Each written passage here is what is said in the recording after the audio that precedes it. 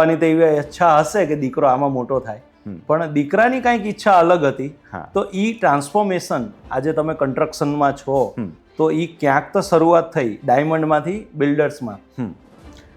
Actually 12th exam આપ્યા પછી હું મારા એક રિલેટિવ્સની ઓફિસમાં એસોર્ટ કરવા માટે ગયો. ડાયમંડનું જે ગ્રેડિંગ થાય ને એના એસોર્ટમેન્ટ માટે. પછી 7-8 મહિના હું ત્યાં બેઠો, પણ મારા બીઈંગે મને ના પાડી કે આ કામ તારા માટે નથી એમ. એટલે મને એ માઇન્ડથી સેટ જ નહીં થયું. અને મારું પેશન્સ થોડું પહેલેથી કન્સ્ટ્રક્શન તરફ હતું, એટલે મકાનો ને એવું બધું જે કહે ને કે એક ઇન્સ્ટિક હોય. બરાબર છે. એટલે મારા ફુવા જે છે રવાણી સાહેબ કરીને, એ is a well known construction company અડાજણમાં કહેવાય. બરાબર છે. એના ઓનર્સ, એમને ત્યાં મેં કીધું કે હું તમારે ત્યાં આવું અને મારે શીખવું છે. અને એમને ત્યાં મેં 2 વર્ષ જોબ કહો તો જોબ, અથવા તો એઝ એ ટ્રેની કહો તો ટ્રેની, કે લર્નર કહો તો લર્નર, હું એમને ત્યાં 2 વર્ષ ગયો અને આખું કામ શીખ્યો એમની સાથે. વાહ! એટલે ફુવાની ત્યાં તમે ટ્રેન થયા છો. અને રવાણી બિલ્ડર્સ એટલે પૂરા સુરતમાં ખૂબ મોટું નામ છે. ઘણી બધી સાઇડો એમને કમ્પ્લીટ કરી. તો નમસ્કાર દોસ્તો, રાકેશ ભગત અને ભગતની વાતો, અને એમાં એ ભગતની વાતો વિસ્તારથી તો એ મળી શકે પ્રોડકાસ્ટમાં. તો એટલું કહીને આપણે શરૂઆત કરી શકીએ કે રસ્તો નહીં જડે તો આપણે કરી જવાના, રસ્તો નહીં જડે તો આપણે કરી જવાના, એમને મૂંઝાઈને કાંઈ થોડા પાછા પડી જવાના.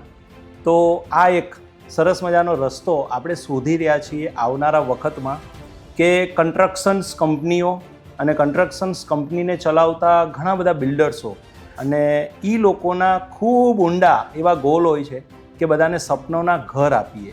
અને જ્યારે માણસ પોતાનું ઘર લેતું હોય ત્યારે એ પહેલી વાર લેતું હોય કાં બીજી વાર લેતું હોય, લાઈફમાં આવું 1 કે 2 વાર બનતું હોય. તો આપણે આ ભગતની વાતોથી, આ પ્રોડકાસ્ટથી દુનિયા સુધી એ વાતો પહોંચાડશું કે કેવી રીતે ઘરના નિર્માણો કરી રહ્યા છે બધા બિલ્ડર્સો, શું એમના સપના છે અને એમની શું ગાથાઓ છે, જેથી બધા યુવાનોને અને આવનારા સમયમાં જે લોકો અહીંયા પ્રોડકાસ્ટ આપવા આવશે એમને ઇન્સ્પિરેશન મળી રહેશે, અમારી ટીમને મળી રહેશે. એથી જ આ ઉદ્દેશથી અમે ભગતની વાતો ચાલુ કરીએ છીએ. તો આપણી વચ્ચે છે બિલ્ડર્સમાંથી ધર્મેશભાઈ બલર. ધર્મેશભાઈ, તમારું ખૂબ ખૂબ હાર્દિક સ્વાગત. થેન્ક યુ, આભાર. અને શરૂઆત કરીએ તો એવું તો કહી શકીએ કે ભાઈ ધર્મેશભાઈ આ પૃથ્વીમાં જન્મ્યા, પણ કયા વિસ્તારમાં જન્મ્યા એ આપણા અમે લોકો જાણવા માંગીએ છીએ, લોકો જાણવા માંગે છે કે ધર્મેશભાઈ તમારો જન્મ ક્યાં? મારો જન્મ સુરતમાં થયો, પણ બેઝિકલી મારા ફાધર છે વી આર સૌરાષ્ટ્રીયન, અમે સૌરાષ્ટ્રથી બિલોંગ કરીએ છીએ. મારું નેટિવ સૌરાષ્ટ્ર છે. અને મારા ફાધર 60s સુરત આવેલા હતા. અચ્છા. અને મારો બોર્ન એન્ડ બ્રોટ અપ અને મારો અભ્યાસ પણ સુરતમાં જ કમ્પ્લીટ થયો. Very good. તો તમે પ્રાથમિક શાળા અહીંયા જ, માધ્યમિક અહીંયા જ, અને કોલેજ અહીંયા જ. સરસ. તો કેટલું તમારું ભણતર, એજ્યુકેશન? મેં મારી ડિગ્રી કમ્પ્લીટ નથી કરી, અધૂરી છોડી દીધી છે. હું બિઝનેસમાં પડી ગયો ત્યારે મને એવું લાગ્યું કે હું બંને કામ સાથે નહીં કરી શકું, અને મને એવું લાગ્યું કે બિઝનેસમાં હું વધારે ટાઈમ આપું તો મારા માટે બેટર છે. તો મેં મારી ડિગ્રી કમ્પ્લીટ નથી કરી. બરાબર. I just completed my higher secondary. બરાબર છે. તો એવું થયું કે ક્યાંક ને ક્યાંક ધંધો જે તમારી અંદર ક્યાંક ને ક્યાંક વિકસતો હતો મગજની અંદર, અને એને તમે ઇમ્પ્લિમેન્ટ કરવા નીકળ્યા. એટલે એવું કયું ઘટના બની કે જેથી તમને ઇન્સ્પિરેશન આવ્યું કે ભણવાનું સાઈડ પર થોડું કરીએ અને ધંધામાં ઇન્વોલ્વ થઈએ? એવું કાંઈક તો મગજની અંદર તાર આવ્યા હશે. નહીં, મેં 12th એક્ઝામ આપ્યા પછી હું સીધો બિઝનેસમાં આવી ગયો. ઓકે. પછી મારું જે કામ ભણવાનું બાકી રહી ગયું હતું એને માટે મેં પાર્ટ ટાઈમ કોલેજમાં એડમિશન લીધું, પણ મારા બિઝનેસમાં મારે ફોકસ કરવાનું હતું, અને મારે ઘણો બધો ટાઈમ એને માટે સ્પેર કરવાનો હતો, કારણ કે મારા માટે પ્રાયોરિટી હતી કે હું કોઈ પણ હિસાબે મારા બિઝનેસમાં મૂવ થાઉં અને આગળ આવું.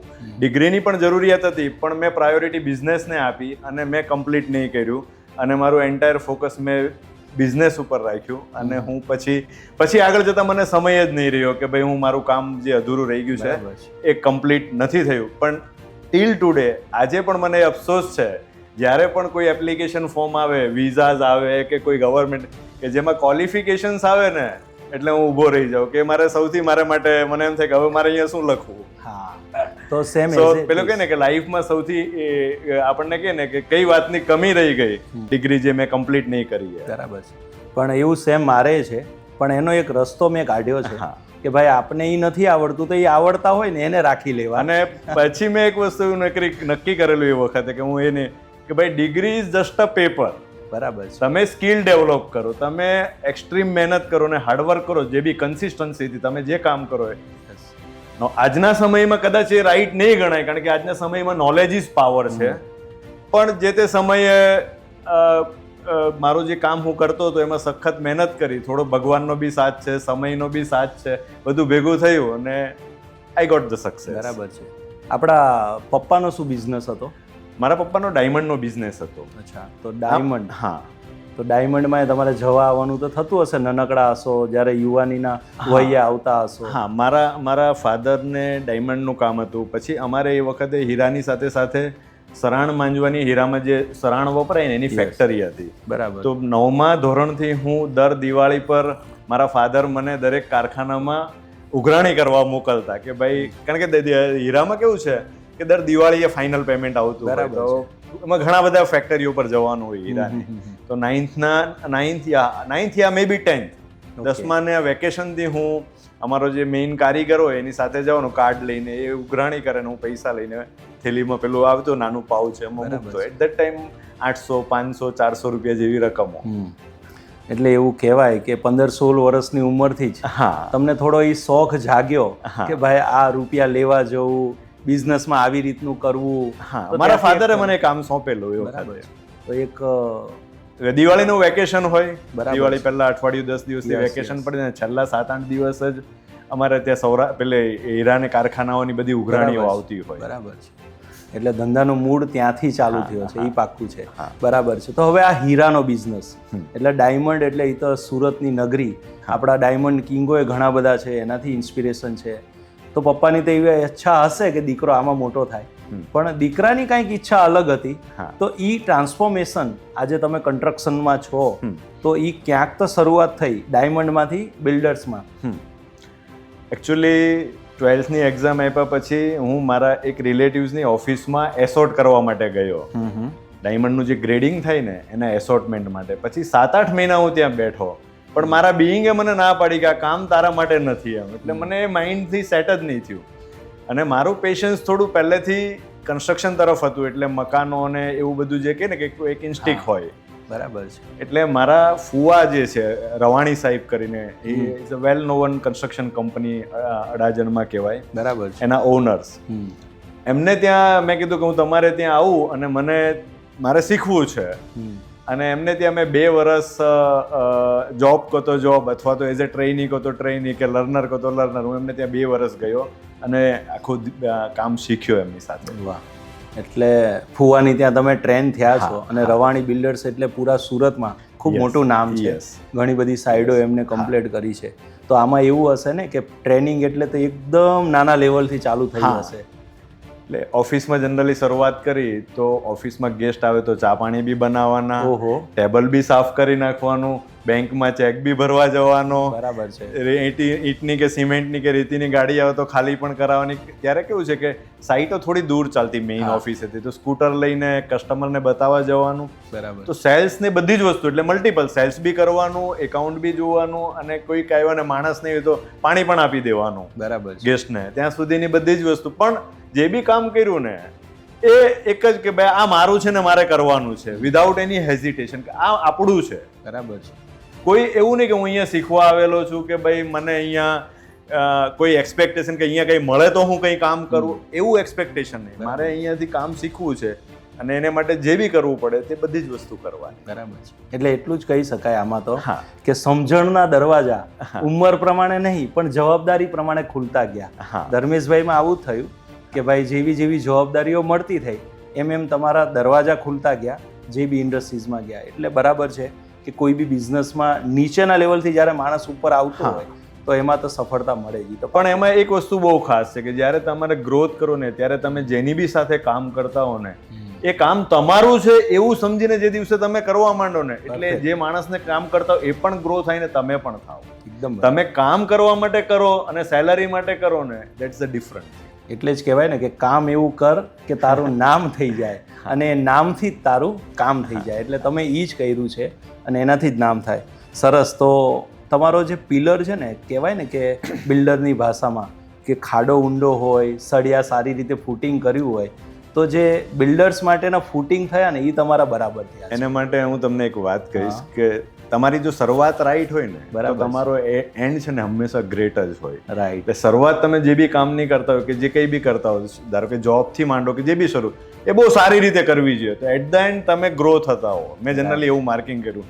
પણ તમે હેઝિટેશન સાથે શરૂ કરો, બસ મારે જવું છે ને કરવાનું છે ને મને આટલા મળે છે કેવી રીતે, તો તમે લાંબુ ગ્રો નહીં કરો. બરાબર. You just have to do it. Right. તો ધંધાનું આવવાનું કારણ તમને મળ્યું, પછી તમે આ રવાણી ગ્રુપમાંથી શીખ્યા, ફુવા પાસેથી, પછી ક્યારેક તો એવું થતું હશે ચલો હું હવે આનામાં નેક્સ્ટ સ્ટેપ લઉં. હા. તો એ નેક્સ્ટ સ્ટેપ લેવામાં કોઈક એવો સ્ટેપ હશે જે તમારા જીવનનો પહેલી વારનો હશે, જેમાં એઝ એ ઇન્વેસ્ટર તમે જો હોય, બધું જ ડિસિઝન હોય, એ કયો મોડ આવ્યો એવો? પછી ધીરે ધીરે હું એમાં લેબર કામ કરતો શરૂ થયો એમની સાથે, અને અમે લેબરની કંપની બનાવી. બરાબર.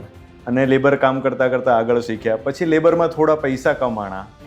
પછી 1995-96માં એવું અમને થયું કે ભાઈ 95માં કે ભાઈ આપણે બી બિલ્ડિંગ લઈને કામ કરવું જોઈએ, કારણ કે આપણે આગળ એક કન્સ્ટ્રક્શનની કંપની બનાવી છે એવું એક મોટિવેશન બેક ઓફ માઇન્ડમાં પહેલેથી હતું. પણ ફાઇનાન્સ નહોતું.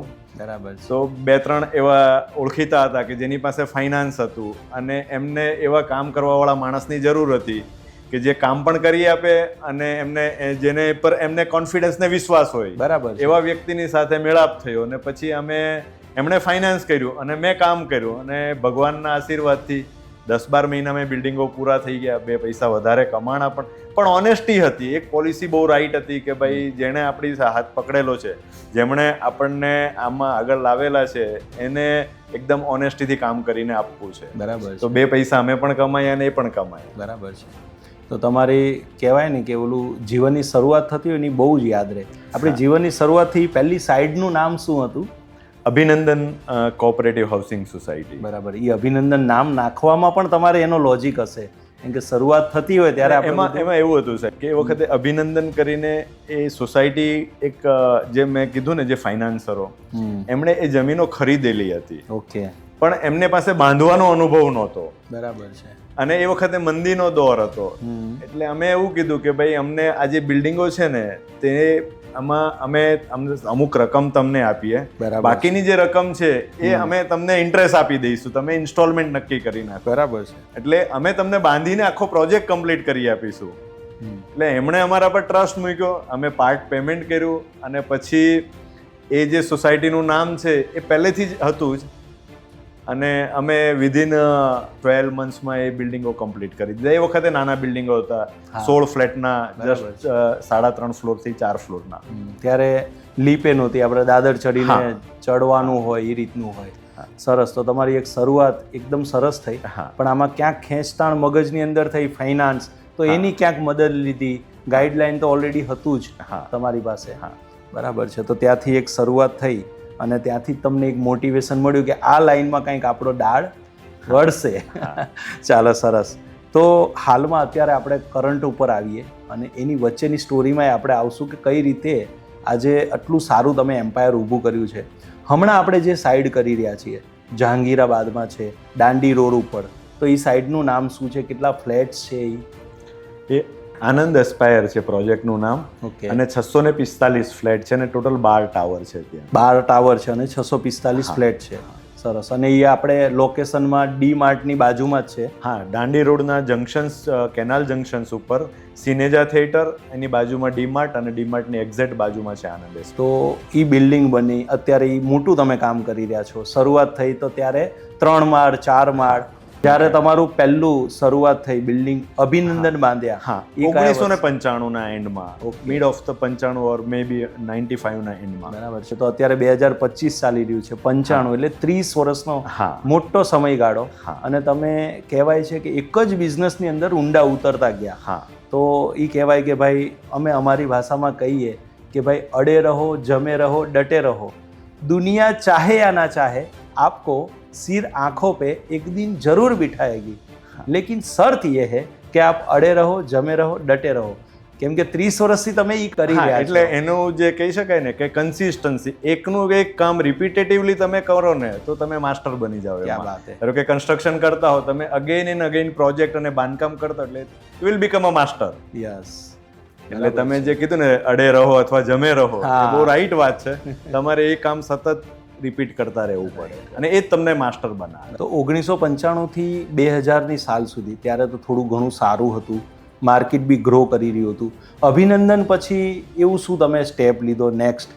કેમ કે ત્યારે આત્મવિશ્વાસ તો આવી ગયો હા. કે આની અંદર તો ટકી રહેવાશે, વાંધો નહીં આવે. હા. એના પછીનો સેકન્ડ સ્ટેપ શું હતો? અભિનંદન પછી સ્કાયવ્યુ ટાવર કરીને બિલ્ડિંગ હતું અને એ વખતે અડાજણમાં જનરલી 7 માળના બિલ્ડિંગો બનતા હતા. 90s ની અંદર અહીંયા અડાજણમાં 10 માળના બિલ્ડિંગો બનાવેલા, પણ ત્યાર પછી મંદીનો દોર ચાલુ થયો ને એટલે ડેવલપરો 4 માળના બિલ્ડિંગો બનાવતા અને પછી 7 માળ સુધી બનાવતા થયા. ખબર છે. તો એવી જ રીતે એક બીજા ડેવલપરના 11 માળના બિલ્ડિંગો હતા. તો એ પોતે 7 માળના બનાવતા હતા, પણ એમને એમ થયું કે હું મારે 11 માળમાં રિસ્ક નથી ઉઠાવવું. બરાબર છે. અને હું પહેલેથી રિસ્ક ટેકર હતો કે ભાઈ જે કામ ન થાય ને એને પહેલા કરવું એમ, બરાબર. એની પર મહેનત કરવી એમ. બરાબર. એટલે એ બિલ્ડિંગો મેં ખરીદી લીધા અને એ બિલ્ડિંગ બી અમે સારી રીતે કમ્પ્લીટ કર્યું. અનુભવ નહોતો પણ બધાની સાથે મળી અને લોકો સાથે સારા આર્કિટેક્ટો, એન્જિનિયરો એ બધાને સાથે રાખી અને પહેલું બિલ્ડિંગ, હાઈ રાઇઝ બિલ્ડિંગ મેં 98માં બનાવવાનું શરૂ કરેલું ને લગભગ 20 થી 21 મહિનામાં મેં એને કમ્પ્લીટ કર્યું. બરાબર. એટલે તમે ડેડલાઇનમાં શીખ્યા છો કે ભાઈ ડેડલાઇન એક હોવી જોઈએ તો જ આપણે કમ્પ્લીટ કરી શકીએ. ન તો ઘણી બધી સાઈડો 5 વર્ષ 6 વર્ષ ચાલતી હોય, પણ આજે તમે 2 વર્ષ 3 વર્ષમાં જ્યારે કમ્પ્લીટ કરતા હોય ત્યારે કોસ્ટ થી લઈને બધું જ ઇફેક્ટ. એ વખતે કેવું હતું, એ વખતે બિલ્ડિંગો 1 કે 2 કે એવા નાની સ્કીમો થતી. અત્યારની જેમ મલ્ટિપલ ટાવરો કે મલ્ટિપલ ફ્લેટ નહોતા, એટલે એ આરામથી થઈ શકતા હતા. રાઈટ. ડેડલાઇન જે છે ને એ હવે બહુ જરૂરી છે કે જ્યારે તમે જ્યારે હોલસેલમાં કામ કરવા માંડો. હા, બરાબર છે. એ અસર કરે. તો 2000ની સાલ સુધી તમે આ કર્યું. પછી આપણે એક ડસ્કો પકડીએ કે 2001 અને 2010 ત્યાં લગી ધર્મેશભાઈ એક લેવલથી ઉપર પહોંચ્યા હોય કે હવે આપણે થોડું મોટું એ સાહસ કરી શકીએ છીએ. ઘણા બધા લોકો તમારાથી એટ્રેકે થયા હોય, કેમ કે શરૂઆત હોય ત્યારે તો કહેવાય ને કે એકલા જ આપણે નીકળતા હોઈએ અને ધીરે ધીરે આગળ સફળ થઈએ ત્યારે સગાવાલાઓ હોય, ઘરનું કુટુંબ હોય અથવા બહારના મિત્રોએ હોય જે તમને એઝ એ પાર્ટનરે મળ્યા હશે. તો આ 10 વર્ષમાં એવી કોઈ ઘટના બની હશે જ્યારે તમારી પાર્ટનરશિપો બિલ્ડ થઈ હશે અને હજી મોર ધેન સાહસ કર્યા? હા, 1995માં મેં જ્યારે કામ ચાલુ કર્યું ને ત્યારે મારી સાથે લેબર કામમાં મારા 2 પાર્ટનરો હતા, રાજુભાઈ અને માધુભાઈ કરીને. ઓકે. અને અમારા 3ની અમે કંપની બનાવેલી હતી. એમાં માધુભાઈ જે હતા એ એન્જિનિયર હતા. રાઈટ. અને એ 3ની અમારી જે કંપની હતી એ કંપની અમે લગભગ 2008 સુધી ચલાવી સાથે. બરાબર. અને એ ટીમ વર્કથી જ અમે કામ કરતા ગયા. ટીમ વર્કથી 2008 સુધી તમે કન્ટિન્યુ કર્યું. તો આ જે 8-1 વર્ષના ગાળા છે એમાં તમે 1-2 પ્રોજેક્ટ્સ એને સર કર્યા. હા, ત્યાર પછી મેં 2000ની સાલમાં સ્ટાર બનાવ્યું. ત્યાર પછી મયુર મલ્હાર બનાવ્યું, નવપલ્લવ બંગલોઝ બનાવ્યું, શુભમ રો હાઉસ બનાવ્યું. બરાબર. જીવનદીપ જીવનજ્યોત કરીને છે, ક્રિસ્ટલ અપાર્ટમેન્ટ છે, ઘણા પ્રોજેક્ટ કર્યા. મેઘ મલ્હારમાં તો મને ખ્યાલ છે કે હું દરવાજા આપવા જીપ લઈને આવતો તમારી પાસે, તો ત્યારે એવું જ હતું કે તમે હોય અમે હોય, આપણે સીધા કનેક્ટમાં રહેતા. તો એ ખૂબ સારું તમે એ સાઈડ બનાવી હતી. 2008થી આપણે થોડા આગળ વધીએ તો 2020 સુધી. હવે 2008માં એ બહુ મોટો મંદીનો એક પીરિયડ આવ્યો હતો, એને કેવી રીતે ફેસ કર્યો તમે? 2008માં અમારે કામ મોટું થયું એટલે મારા જે પાર્ટનર હતા માધુભાઈ ને રાજુભાઈ, એ લોકો કોઈક વેસુમાં કામ કરવા ગયા, કોઈક સિટી લાઇટમાં કામ કર્યા, કારણ કે કામ મોટું થઈ ગયું એટલે અમે લોકો ડિવાઈડ થયા. બરાબર છે. અને 2008માં મારા એક બીજા પાર્ટનર છે અડાજણ ગામના, કેતનભાઈ કરીને, મારા આમ મિત્ર તો હતા જ, પણ એ કે આપણે સાથે કામ કરીએ. અને મારા બ્રધર ડાયમંડમાં હતા, એ બેલ્જિયમથી પાછા આવ્યા. બરાબર છે. જે રિસેશન 2008નું હતું એટલે. તો અમે 3 જણાએ કંપની બનાવી, કેતનભાઈ, મારા બ્રધર અને હું. બરાબર છે. અને 2008માં અગેન મંદી હતી, પણ મારું પોતાનું એક કેલ્ક્યુલેશન હતું કે ભાઈ આપણે આ રીતની એક પ્રોડક્ટ બનાવીએ કે જે એફોર્ડેબલ હોય અને લોકોને બજેટ, પોકેટ ફ્રેન્ડલી જેને કહેવાય તે બજેટમાં હોય અને એના ખિસ્સાને પરવડે તેવું. ભલે મંદી છે પણ સારી વસ્તુ હશે તો વેચાશે, એમ કરીને અમે આનંદ વિલા કરીને એક સ્કીમ મૂકી. અને એમાં અમને કસ્ટમરોનો બહુ સારો રિસ્પોન્સ મળ્યો, કામ પણ અમે સારું કર્યું અને એ સમયમાં ખૂબ જ ઝડપી અમે સ્કીમ બનાવી. એ લગભગ 11 બિલ્ડિંગની સ્કીમ હતી અને 215 ફ્લેટ હતા. બરાબર છે. અને ઉપરવાળાના બી આશીર્વાદ હતા.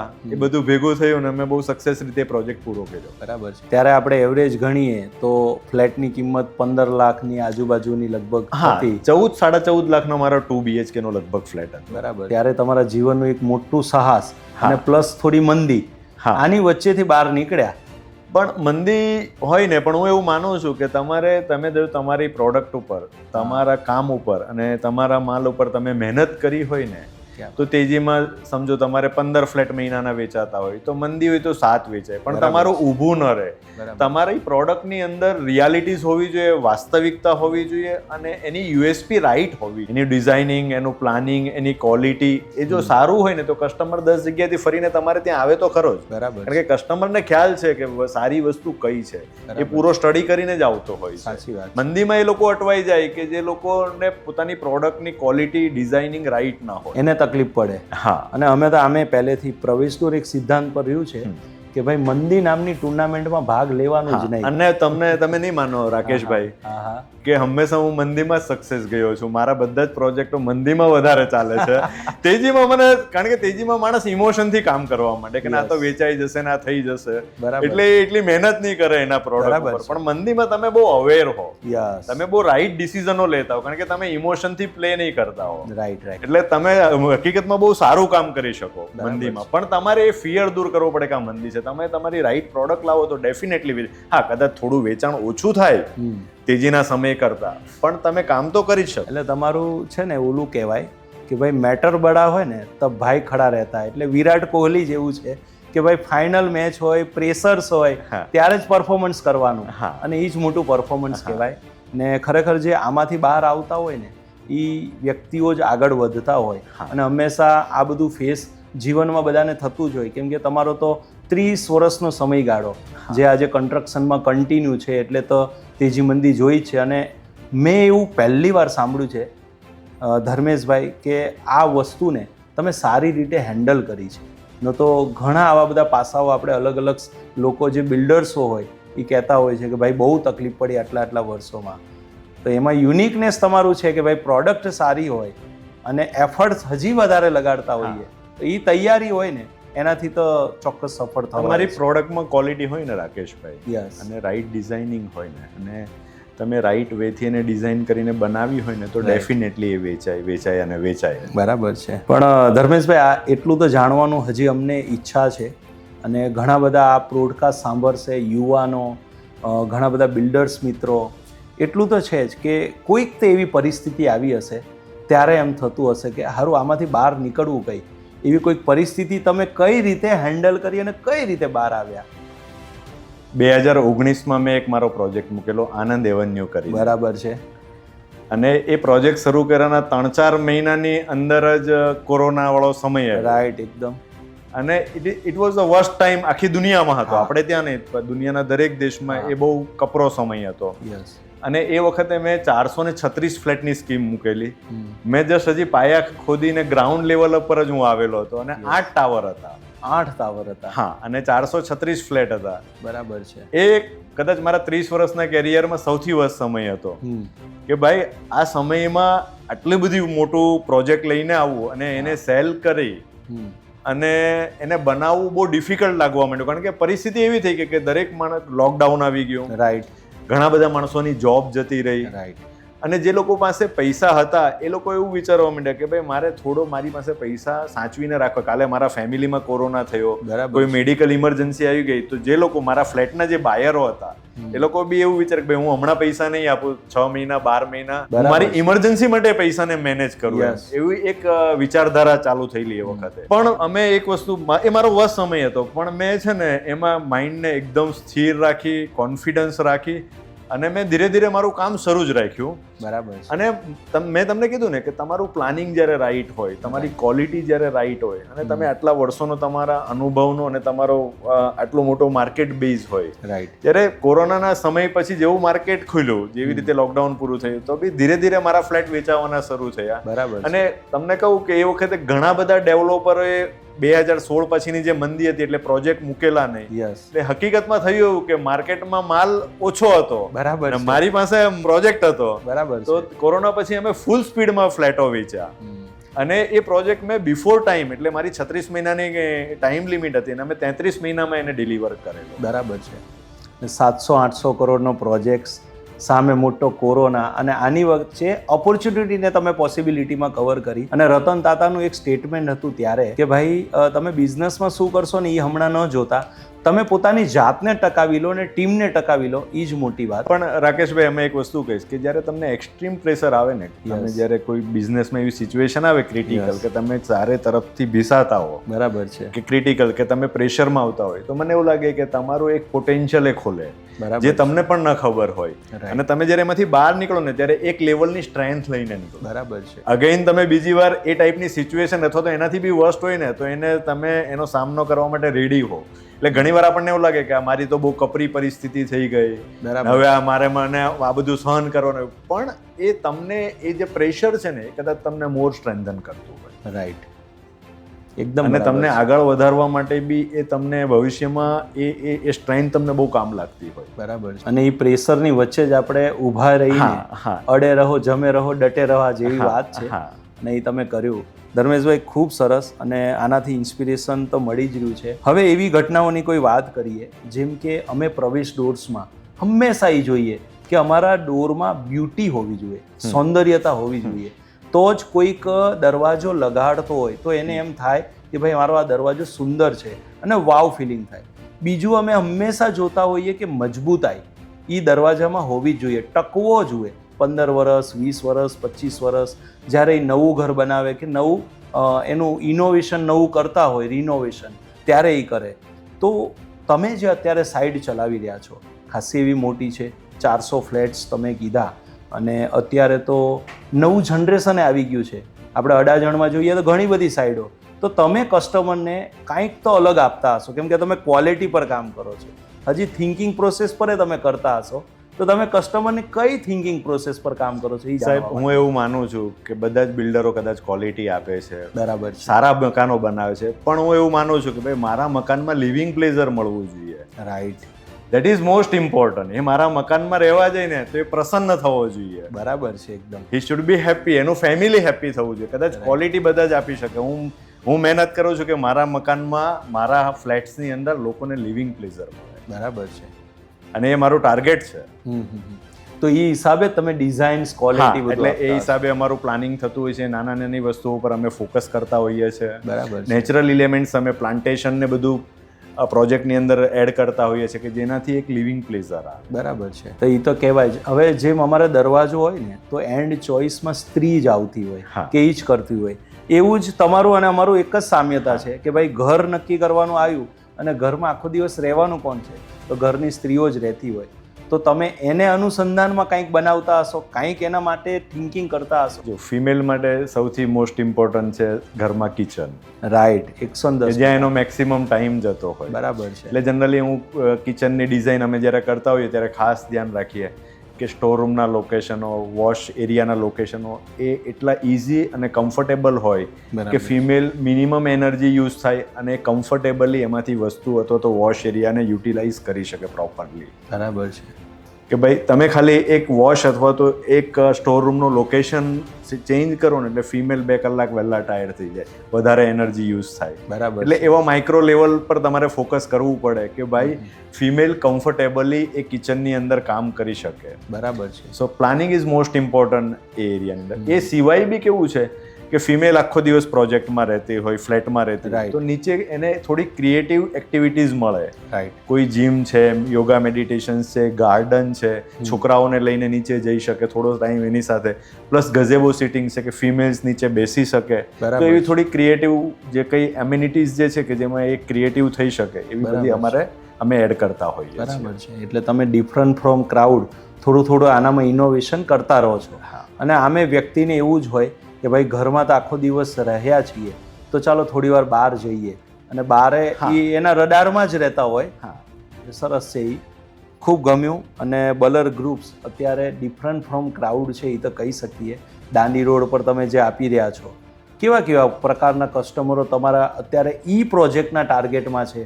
જેવું કે કોઈ જોબવાળા હોય, ધંધાકીય લોકો હોય, અથવા એક ટાર્ગેટ કસ્ટમર હોય કે ભાઈ આટલા લાખથી આટલા લાખ સુધીનો હોય? જનરલી એ કેવું છે રાકેશભાઈ, મારો જે ક્લાયન્ટ બેઝ છે ને that is middle class and upper middle class. Right. અને મારું જે સેગમેન્ટ છે ને એ એફોર્ડેબલ સેગમેન્ટ છે, મિડ સેગમેન્ટના જેને ફ્લેટો કહેવાય, એ ફ્લેટ હું બનાવું છું. અને જનરલી મારો ક્લાયન્ટ બેઝ છે ગવર્મેન્ટ, સેમી ગવર્મેન્ટના એમ્પ્લોઈઝ, હજીરાના એમ્પ્લોઈઝ, કહેવાય ને કે સેલરાઇડ પીપલ. રાઈટ. એ જનરલી મારો ક્લાયન્ટ બેઝ છે પહેલેથી, વર્ષોથી. બરાબર છે. એટલે કહેવાય ને ટાર્ગેટ કસ્ટમર આપને પહેલો ખબર હોવો જોઈએ. જેમ અમે પ્રવેશ ડોર્સ, અમારા જેટલા બી ડોર્સ બનાવીએ, ટાયર 3, ટાયર 4 સિટીને ટાર્ગેટ્સ કરીએ, મેટ્રો સિટી માટે એક લેવલ અપ અલગ એક યુનિટ કરીએ છીએ. તો એ ક્લેરિટી તમે લઈને ચાલી રહ્યા છો, ઇટ્સ ગુડ. અને તો જ આપણે સારું ધંધો કરી શકીએ. હા, સાચી વાત છે. સરસ. તો બલર ગ્રુપ પાસેથી આ તો જાણવા મળે કે ટાર્ગેટ કસ્ટમરે આપણા એકદમ ક્લેરિટી વાળું મગજ હોવું જોઈએ, એ જ હિસાબે ડિઝાઇન થાય. અત્યારે તમારી પાસે જે આ તમે ફ્લેટ્સ બનાવી રહ્યા છો, ઘણા વર્ષોથી ધંધામાં છો, 30 વર્ષથી, ઘણા એવા લોકો હશે જે વર્ષોથી જોડાયા હશે, કોઈક હમણાં આવતા હશે, એન્જિનિયર્સો, ઓફિસ સ્ટાફ, કેટલા લોકોની ટીમ્સ છે આપણા બલર્સ ગ્રુપમાં? મારી લગભગ એન્જિનિયરોની અને ઓફિસ સ્ટાફ્સને બધું મળીને લગભગ 25 જણાનો સ્ટાફ છે મારે ટોટલ. ઓકે, બરાબર. જેમાં સાઇટ એન્જિનિયરો, ચીફ એન્જિનિયરો, ઓફિસના પ્યુનથી લઈને દરેક, બરાબર છે, કહી શકાય આપણે. તો આજે કેવું છે કે ધંધામાં HR પણ બહુ મોટો પાર્ટ છે. એનાથી તમે જીતી શકો. તમારો સ્ટાફ પેલું કહે ને કે જેની સેના મજબૂત હોય ને એનો સેનાપતિ આગળ કામ કરી શકે, જીતે.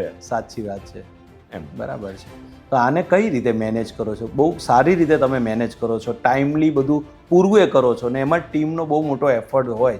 આને કઈ રીતે તમે મેનેજ કરો છો? રોજે રોજનું ટીમ મોટિવેશનનું અથવા હાયરિંગનું શું એવું ધ્યાન રાખો છો? કયા વિસ્તારનું? ને જનરલી કેવું છે કે મારી સાથે જે લોકો જોડાયા છે ને સ્ટાફમાં, એ લગભગ વર્ષોથી મારી સાથે છે. બરાબર છે. એટલે દરેક માણસ એક તો જે ડિઝર્વ કરતો હોય ને એ એને મળવું જોઈએ. બરાબર છે. એ પહેલો કંપનીનો મોટો છે. રાઈટ. અને બીજી વસ્તુ કે તમારા સ્ટાફ સાથેનો વ્યવહાર. બરાબર. એ તમારો ટીમવર્ક છે, તમારો જ પાર્ટ છે, અને તમે બી એના થકી છો એવું તમારા મગજમાં જ્યારે હોય ને ત્યારે તમે એક પેલું કે ને હળી મળીને કામ કરો. બરાબર છે. એ તમે જ્યારે એવું થઈ જાય કે હું સેટ છું અને મારે ત્યાં કામ કરે છે ને ટેબલનો ડિફરન્સ જ્યારે ક્રિએટ કરવા માંડો ને ત્યારે તમારી ટીમ ઢીલી પડતી જાય. સાચી વાત છે. એટલે એને પોતાનો જેવું ફીલ આવવું જોઈએ, સાથે રાખીને કામ કરવું. બરાબર. અને એ આપણા છે, એ આપણા મગજમાં હોવું જોઈએ. બરાબર છે. એટલે ગ્રેટ એક કંપની બનાવવી, ગ્રેટ ટાર્ગેટ કસ્ટમરને તમે લોકો સારી રીતે કરો છો, એક ટીમ બનાવો છો. ગુડ્સ. તો એક બિઝનેસ કહેવાય ને કે ડેવલપમેન્ટ માટે આ બધા ક્ષેત્ર હોય, ફિનાન્સ હોય, એમાં એ તમારી પાસે જાણ્યું. હવે તો એક એવું થતું હોય કે 30 વર્ષનો ગાળો થઈ ગયો હોય તો આપણે રીઇન્વેસ્ટ કરતા જતા હોઈએ. બિલ્ડર્સ એક સેગમેન્ટ છે અત્યારે. ધર્મેશભાઈનું કોઈક એવું અલગ સેગમેન્ટ છે? કેમ કે કહેવાય કે બધા છે ને અલગ અલગ નળ રાખતા હોય, બાલ્ટી રાખતા હોય. એવો કોઈ અલગ બાલ્ટીને નળ ખરો ધર્મેશભાઈ પાસે જે એક ચાલુ રહેતો હોય, અને આ બાજુ એક બિલ્ડર સેગમેન્ટ છે, બીજું એક કોઈ સેગમેન્ટ હોય? નહીં, હું જનરલી કન્સ્ટ્રક્શનનું એક જ કામ કરું છું. બરાબર છે. એ સિવાય બીજું કામ મને આવડતું બી નથી ને હું કરતો બી નથી. બરાબર છે. એટલે કહેવાય ને ઓલી ક્રિકેટ ટીમમાં સ્પેશિયલી બેટ્સમેન હોય ને તો એને એક અલગ પ્રાયોરિટી મળતી હોય. હું એવું માનું છું કે તમને જે કામ આવડતું હોય ને અને તમને જે આટલા વર્ષોનો અનુભવ હોય ને એ જ તમારે કામ કરવું જોઈએ. કારણ કે મોચીનું કામ મોચી કરે ને સોનીનું કામ સોની કરે. તમે જો કરવા જાઓ ને તો તમે ઊંધા પડો, કારણ કે તમારી એક્સપર્ટાઇઝ જ નથી એમાં. સાચી વાત છે. કેમ કે ઘણા બધા અમારા બિલ્ડર્સ મિત્રો છે આ સુરતમાં, અલગ અલગ બિઝનેસ છે, જેમ ડાયમંડ છે, ટેક્સટાઇલ્સ છે, ક્યાંક ને ક્યાંક હજી ચોથા પાંચમાં અલગ અલગ બિઝનેસો જાણવા મળતા. લોકો સાહસ કરી શકે છે, બીજા લોકો એ સારું છે, પણ મેં બાંધકામ સિવાય બીજું કોઈ કામ કર્યું નથી. ઘણા લોકો તમારી જેવા મિત્ર હોય કે ટેક્સટાઇલનું યુનિટ નાખીએ, આમ કરીએ, તો મેં કીધું ભાઈ મને આવડે નહીં. બરાબર. અને નફામાં પેલું કહે ને કાનની બેરાસ આવે, મશીનો આટલા બધા ચાલતા હોય. બરાબર. મશીન ભંગારના ભાવે વેચાય. સાચી. એટલે મેં કીધું એ કામ મારે કરવાનું થતું નથી, કારણ કે મને આવડતું જ નથી. રાઈટ. ધર્મેશભાઈ, એક બીજું ઈ છે, અને લોકો ઉત્સુક હોય કે પ્રોફેશનલ જે લોકો હોય ને એ સફળ ત્યારે જ થયા હોય કે જે બહુ જ મહેનત કરી હોય, પછી ટાર્ગેટ કસ્ટમર સુધી પહોંચ્યા હોય, ક્વોલિટી વર્ક, આ બધું જ થઈ ગયું. પણ તમારામાં તો મને એ જાણવું છે ઘણા બધા લોકોને જાણવું છે, ઘણા બધા અમારા બિલ્ડર્સ મિત્રોને જાણવું છે કે પ્રોફેશનલ લાઈફ એ એક લેવલ સુધી માણસ બનાવતો હોય, હવે એક પર્સનલ લાઈફ હોય પોતાની. તો પર્સનલ લાઈફમાં ટાઈમ મેનેજમેન્ટ બહુ જ મોટું હોય. ઘરે બી એટલો ટાઈમ આપવો, બિઝનેસને આપવો. બાકી મોટાભાગે આપણે બધા જેટલા બી લોકો છીએ એ ભૂખ્યા હતા ધંધા માટે, તો 18 કલાક 20 કલાક આપતા હોય. એક લેવલ આવી જાય પછી માણસ વિન વિન સિચ્યુએશન બધી બાજુ કરતો હોય. પર્સનલ લાઈફ, અમારા ભાભી, એરેન્જ મેરેજ, લવ મેરેજ, અમે એ જાણવા માંગીએ છીએ. અને કેવી રીતે તમે મેનેજ કરો છો? કેમ કે આપણા ગુજરાતીમાં એવું છે, ધંધો અને આપણે જે ઘરનું લગ્નવાળું જીવન આવે ને એ ભેગું જ ચાલુ થતું હોય. હા, તો અમને થોડી પર્સનલ વાતો એ જાણવી છે કે તમે કઈ રીતે પર્સનલ લાઈફ મેનેજ કરો છો. રાકેશભાઈ, શરૂઆતથી વાત કરું ને તો શરૂઆતમાં મારો ઘણો બધો સમય મારા બિઝનેસ માટે જ હતો, ઘણા વર્ષો સુધી. બરાબર, ગ્રો થવું હતું એટલે એકચ્યુઅલી હું મારી પર્સનલ લાઈફને એટલો જસ્ટિફાઈ નહીં કરી શકેલો. બરાબર છે. I think may be it is injustice to the my wife, may be, કારણ કે મારો સમય આખો દિવસ મારા કામમાં હતો. પણ જેવો હું થોડો સ્ટેડી થતો ગયો ને મારું કામ જેમ જેમ સ્થિર થતું ગયું, એ સૌથી પહેલાં મેં પ્રાયોરિટી આપી મારી હેલ્થને. કારણ કે સૌથી પહેલાં સમય મેં મારા માટે કાઢ્યો, પછી મારી વાઈફ, મારી ફેમિલી અને મારા સનને માટેનો, અને ત્યાર પછી બિઝનેસનો. એટલે મેં ટાઈમ મેનેજમેન્ટ શરૂ કર્યું. સ્ટીલ જો કે આજે પણ હું આખો દિવસ બિઝનેસમાં આવું છું, પણ છતાં બી સાંજે ગયા પછી 7 વાગ્યા પછી ફેમિલી ટાઈમ હોય, વર્ષમાં 2-3 વાર ફરવા જવાનું હોય. બરાબર છે. એટલે તમે એ ટાઈમે સારી રીતે મેનેજ કરો છો. પણ એટલું તો કેવું છે કે અમે પણ એક બિઝનેસ બેકગ્રાઉન્ડથી છીએ અને હંમેશા આપણે બિઝનેસને, ધંધાને પ્રાયોરિટી આપતા હોઈએ. અને અમને બી થોડું એવું મોટિવેશન મળી રહેશે. અમે બી ઘર સુધી એટલો મેસેજ પહોંચાડશું કે શરૂઆતમાં જ્યારે આપણું શરૂઆત થતી હોય તો ટાઈમ આપવા પડે. મેં આજે એક ચોપડી વાંચી હતી ધર્મેશજી, ફિલ નાઇટ, અને નાઇકીના સ્થાપક, એની અંદર એક લખ્યું હતું કે બહુ જ બધું એ મહેનત કરતા, 17 કલાક 18 કલાક ટીમ બનાવતા, અમેરિકામાં સેટઅપ કરતા હતા, જાપાનથી ઇમ્પોર્ટ કરતા. તો એની અંદર એક ઘટના આવી. એ ઘટના એવી આવી કે એનું લગ્ન જીવન પછી જ્યારે એની ત્યાં પહેલો દીકરો આવ્યો અને જ્યારે હોસ્પિટલમાં એને જોયો ત્યારે એને એનું ફિલિંગ લખ્યું હતું કે યાર બિઝનેસમાં તો બહુ સારું કરું છું. અને દવાખાનામાં જ્યારે બહાર બેઠો ને ત્યારે એને બૂટના જ વિચાર આવતા હતા. પણ જ્યારે ડૉક્ટરે અંદર બોલાવ્યો ને કે ભાઈ તમારું જે સર્જન કરેલું વ્યક્તિ છે ને એને જુઓ, તો તમારો બી દીકરો છે અને એના દીકરા વિશે બી એને ફિલિંગ કીધું હતું કે બહુ જ બધો વેપાર કર્યો, ધંધામાં ઉપર નીચે થયું હોય, કુટુંબમાં ઉપર નીચે, લાઈફમાં બધું જ હોય, પણ જ્યારે પોતાનું સર્જન કરેલું વસ્તુ જોઈએ ને ત્યારે એક અલગ ફિલિંગ આવે. અને તમારા જીવનમાં એ દીકરો આવ્યો અને દીકરો અત્યારે મોટો થયો છે, તમારા બિઝનેસમાં એ છે. એ દીકરાના જીવન વિશે બી અમે ચોક્કસ જાણવા માંગીએ છીએ. કેમ કે નેક્સ્ટ જનરેશન જ્યારે સેમ ધંધામાં આવતું હોય તો થોડું કેવી રીતે એને ટેકલ કરવું એ તમારી પાસેથી બહુ બધા લોકો શીખી શકશે એ પાકું. પણ દીકરાના ફિલિંગથી આપણે જાણવું છે એનું ભણતર કઈ રીતે કરાયું, સંસ્કાર ને બધું. મેં તમને કીધું ને કે હું તમને વાત કરું કે મેં પોતે મારી ડિગ્રી નથી લીધી. બરાબર છે. એટલે મને પહેલેથી મારા માઇન્ડમાં હતું કે ભાઈ મારા સનને મારે બેસ્ટ એજ્યુકેશન આપવું. અને સમય પણ જે છે અત્યારે કે મારો જ્યારે સમય હતું, જ્યારે મેં કામ શરૂ કર્યું ત્યારે મની ઇઝ પાવર હતો, નોલેજ ઇઝ પાવર નહોતો, એટલે હું કામ કરી શક્યો. બરાબર છે. આજનો સમય છે નોલેજ ઇઝ પાવર. નોલેજ પણ જોઈએ અને પૈસા પણ જોઈએ, અને મહેનત તો હોય જ ઓલવેઝ. તો મને એવું હતું કે એ સારામાં સારું નોલેજ બિઝનેસને અનુલક્ષીને લે. એટલે મેં એને જેને કહેવાય ને કે એનું જે એજ્યુકેશન, બેઝિકલી કેવું છે કે આપણે ત્યાં જે એજ્યુકેશન સિસ્ટમ છે ને સ્મૃતિ બેઝ છે. યસ. તમે મેમરી કરો અને તમે એક્ઝામમાં લખો. ઘણીવાર તમારી મેમરી તમને આવડતું પણ હોય પણ તમે પરફોર્મન્સ ના આપી શકો એક્ઝામમાં. છે.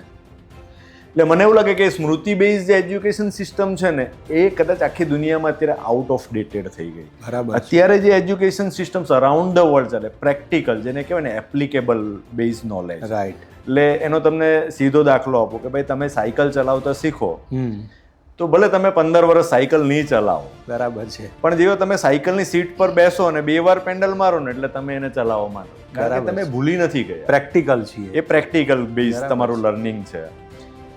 તમે કોઈ પણ વસ્તુ સ્મૃતિ બેઝ હશે ને તો તમે એ રિકોલ કરવી પડશે અથવા તમે ભૂલી જશો. બરાબર. પણ જે પ્રેક્ટિકલ બેઝ નોલેજ જે છે ને એ તમે કોઈ દિવસ ભૂલી નહીં. જેવું તમે એની પર આવો ને એટલે તમારે એ રિકોલ થઈ જાય ઓટોમેટિકલી. બરાબર છે.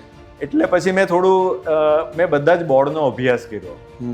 CBSE બોર્ડ, ગુજરાત બોર્ડ, પછી કેમ્બ્રિજનું જે IGCSE છે અને ઇન્ટરનેશનલ બેકાલોરિયેટ IB ડિપ્લોમા જેને કહેવાય, that is the most prestigious અને રિગોરિયસ એજ્યુકેશન હાયર સેકન્ડરી ક્વોલિફિકેશન્સ છે. બરાબર છે. એટલે મેં મારા સનને, ત્યારે ઇન્ડિયામાં એ IBની સ્કૂલો બહુ ઓછી હતી, કદાચ 120 જ સ્કૂલ હતી, કારણ કે એનું જે IB સ્કૂલો જે હોય છે ને, બરાબર છે, એને એક નોન પ્રોફિટ ઓર્ગેનાઇઝેશન્સ છે કે જે જનરલી બનેલું ડિપ્લોમેટ્સ માટે. બરાબર છે. કે દુનિયાના જે ડિપ્લોમેટ્સ હોય એ અલગ અલગ દેશોમાં જ્યારે રિક્રુટ થાય તો એના છોકરાઓને દરેક દેશમાં એક સરખું જ નોલેજ એજ્યુકેશન. એટલે એ લોકોએ આઈ થિંક 65માં કે 60sમાં એક ઓર્ગેનાઇઝેશન બનાવેલું, ઇન્ટરનેશનલ બેકાલોરિયેટ કરીને હાયર સેકન્ડરીનું એ બોર્ડ છે. બરાબર છે. અને એ કોઈ પ્રોફિટ, કોઈ રિલિજિયસ કે કોઈ પોલિટિકલ ઇન્ફ્લુઅન્સમાં નથી, એ તટસ્થ સંસ્થા છે. બરાબર છે. અને એ લોકો દુનિયાના દરેક દેશોમાં સ્કૂલો ચલાવે છે અને એના એક સખત સ્ટાન્ડર્ડ છે કે ભાઈ ટીચર્સને આટલો સેલરી હોવો જોઈએ, મિનિમમ માસ્ટર ડિગ્રી હોવી જોઈએ, આ પ્રકારનું એજ્યુકેશન હોવું જોઈએ. બરાબર છે. એટલે ઇન્ડિયામાં બહુ ઓછી સ્કૂલો જ હતી એ વખતે કે ભાઈ જે આ સ્ટાન્ડર્ડ ઉપર પાર ઉતરે, કે it is not all about the money. બરાબર છે. એટલે મેં સુરતમાં પહેલી સ્કૂલ થયેલી ફાઉન્ટન હેડ, અને ફાઉન્ટન હેડની અંદર મેં મારા સનને મૂકેલો. પછી આગળ જતા, કારણ કે જે IB ડિપ્લોમાનું જે કરવાનું જે મેઇન કારણ જે હતું ને, કે એ હાયર સેકન્ડરીથી તમે ટોપ વર્લ્ડની 500 યુનિવર્સિટીમાં એડમિશન લઈ શકો. એ IB ડિપ્લોમા તમને પ્રિપેર કરે. અત્યારે બી આપણા સમાજના કે આપણા જે છોકરાઓ ફોરેન જાય છે તો હું એ લોકોને ગાઈડ કરું છું, ભાઈ તું ટોપ 200માં એડમિશન લે. બરાબર છે. તમે ફોરેન જઈને ભણો એ ઇમ્પોર્ટન્ટ નથી, પણ ટોપ યુનિવર્સિટીમાં ભણો એ બહુ ઇમ્પોર્ટન્ટ. બરાબર છે. અને એને માટે તમારું પ્રિપરેશન બહુ રાઈટ હોવું જોઈએ, અને IB તમને એને માટે પ્રિપેર કરે છે. બરાબર છે.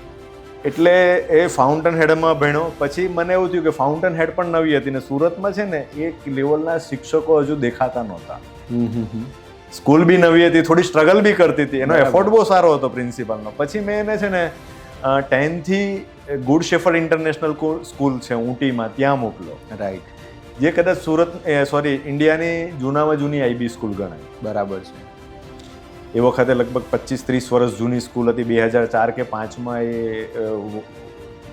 જે થોડી સ્કૂલો IBની હતી એમાંની એક હતી. અને પછી એને ત્યાંથી IB કમ્પ્લીટ કરીને પછી એ નોર્થ અમેરિકા ભણવા ગયો. ઓકે, બરાબર છે. એટલે અમેરિકામાં એજ્યુકેશન એને લીધું. હા, પણ પાયો અહીંયાનો મજબૂત થયો, જેમ ધર્મેશભાઈનો. એટલે જનરલી હું જે જોઉં છું ને કે આપણા છોકરાઓનો જે ઇશ્યુઝ કેવી રીતે છે કે આપણે જનરલી કેવું થાય, 12માનું રિઝલ્ટ આવે ને પછી યુનિવર્સિટી શોધવા નીકળે કે હવે મને ક્યાં એડમિશન મળે. સાચી વાત છે. જ્યારે તમારે ટોપ 200 કે 500માં પ્લે કરવું હોય ને, ધારો કે તમારે ઓક્સફર્ડ છે, સ્ટેનફર્ડ છે, પર્ડ્યુ છે, UCLA છે, લંડન સ્કૂલ ઓફ ઇકોનોમિક્સ છે, તો તમારે 9થી પ્રિપરેશન કરવું પડે કે ભાઈ એની શું રિક્વાયરમેન્ટ છે. બરાબર. એકેડેમિક તો બધા જ લઈને આવે, માર્કશીટ તો બધાની 90 આપો જોઈએ, કારણ કે આખી દુનિયાથી સ્ટુડન્ટો અપ્લાઇડ કરતા હોય. દે ઓલ આર ધ હાઈલી પેલું કે ને કે એકેડેમિકલી બહુ પાવરફુલ હોય. અપાર્ટ ફ્રોમ ધેટ તમારા પોર્ટફોલિયોમાં બીજું શું છે, કોઈ આઈડિયાઝ, કોઈ વિઝન, ભલે ફેલ્યોર હોય. બરાબર છે. એવું જરૂરી નથી કે સક્સેસ જ હોય. રાઈટ. તો એ છે તમારી સોશિયલ સર્વિસ તમે શું કરી. એટલે અપાર્ટ ફ્રોમ એકેડેમિક તમારા પોર્ટફોલિયોમાં બીજું શું છે એ બધી વસ્તુ એ યુનિવર્સિટી. બરાબર છે. કેટલા કલાકોની તમે સોશિયલ સર્વિસ આપી, સમાજમાં બીજા શું શું કામો કર્યા, કોઈ આઈડિયાઝ. તો એને માટે એ બધી યુનિવર્સિટીમાં જવા માટે તમારે 9થી આ 10થી પ્રિપરેશન શરૂ કરવું પડે કે ભાઈ એની શું જરૂરિયાત છે, અને તમે એ ગોલ પકડીને ચાલો તો તમે ત્યાં જઈ શકો. કેમ કે અને જે મેઇન એનો બેનિફિટ છે યુનિવર્સિટી, મેં પોતે હું ગયો છું સ્ટેનફોર્ડમાં ને બધે જ. ઓકે. જે કહેવાનો મારો ભાવાર્થ એટલા માટે છે તમારા આ મંચ ઉપરથી કે લોકોને ખ્યાલ આવે કે ભાઈ શું કરવા ત્યાં ભણવું જોઈએ. સૌથી પહેલા તો રિસોર્સિસ. રાઈટ. કે એ લોકોની જે લાઇબ્રેરીઓમાં એટલી બધી બુક્સ હોય છે 200 વર્ષ જૂની હેન્ડ રિટનની, કે જે મટીરિયલ હોય ને એ જે રિસોર્સિસ અબન્ડન્ટ હોય. બરાબર. પ્લસ જે ફેકલ્ટીઝ, રાઈટ, જે પ્રોફેસરોના જે લેવલ હોય ને અમેઝિંગ હોય, એનું જે નોલેજ હોય, એટલે તમને જે રીતે ઇક્વિપ કરે ને, રાઈટ, લેવલ 10 લેવલનું મળે. હા, એટલે તમે જ્યારે ભણીને ત્યાંથી આવો ને ત્યારે તમારી પાસે રાઈટ ટૂલ્સ હોય કામ કરવા માટે, અને એ બહુ શાર્પ ટૂલ્સ હોય કે તમારા સક્સેસ જવાના ચાન્સ વધી જાય. બરાબર છે. એટલે જનરલી મને એવું લાગે કે ભાઈ લોકોએ બી આ રીતે વિચારવું જોઈએ કે ભાઈ આપણે ટોપ યુનિવર્સિટીમાં કેમ ઇન્ડિયન્સ આપણે કેમ નહીં જઈએ. ને સૌથી મોટો પ્રશ્ન છે ભાઈ અત્યારે જીવનની અંદર કે ઘણું બધું કરી જાય છે, પણ જે સેકન્ડ જનરેશનને પાસ કરવું ને એ બહુ જ અઘરું છે, અને એનો જે પાયો હોય ને એ ક્યાંક ને ક્યાંક ચૂકાતો હોય. કદાચ મને એવું લાગે કે મારી વાત બહુ લાંબી થઈ ગઈ. ના મારા સનને અનુલક્ષીને હતી. એકચ્યુઅલી જે અત્યારની સમસ્યા છે નેક્સ્ટ જનરેશનનો પાયો મજબૂત કરવાની, એ તમે કર્યું છે. ઘણા બધા લોકોને આનાથી ક્લેરિટી મળશે, અને ઘણાના તો ફોન આવશે કે ભાઈ ધર્મેશભાઈ એકવાર કાઉન્સિલિંગ કરો ને અમારા દીકરા માટે, અને ખરેખર નવો કંઈક એક યુગ આવશે. અને આજે હું કહું ને તો હું એ પહેલી વાર આ જાણી રહ્યો છું કે આટલું બધું ડીપમાં પણ ક્યાંક જોવાતું હોય, અને એનો ફાયદો એ થયો. અને તમારા દીકરાને હું જોતો ઓફિસમાં આવતો હોય તો બેઝિક કસ્ટમરને એવી રીતે હેન્ડલ કરતા હોય, અને તમે જ્યારે એ અમેરિકાથી આવ્યા હશે ત્યારે એ 0 લેવલથી જ ફરી પાછું ચાલુ કરાવ્યું હશે. એને કઈ રીતે ટ્રીટ કરો છો? અને આ જે બધું કરાવવું ને એ થોડું ટફ છે. હા, હું મારા સનને એઝ એ કંપનીના એમ્પ્લોઈઝ તરીકે ટ્રીટ કરું છું. બરાબર છે. અને જેમ બધા આવે છે ને જેમ બધા કામ કરે છે એમ એને કામ કરવાનું છે. અચ્છા, બરાબર છે, બરાબર. જેવી રીતે એક સમય હું કામ કરતો હતો. બરાબર. કારણ કે તો જ તમે શીખી શકો. રાઈટ. કારણ કે તમારે કોઈ પણ વસ્તુની પોઝિશન લેવા માટે તમે એને ડિઝર્વ કરવા જોઈએ. રાઈટ. કારણ કે આપેલી વસ્તુ ટકે નહીં, બરાબર, તમારે અચીવ કરવી પડે. બરાબર છે. 110%.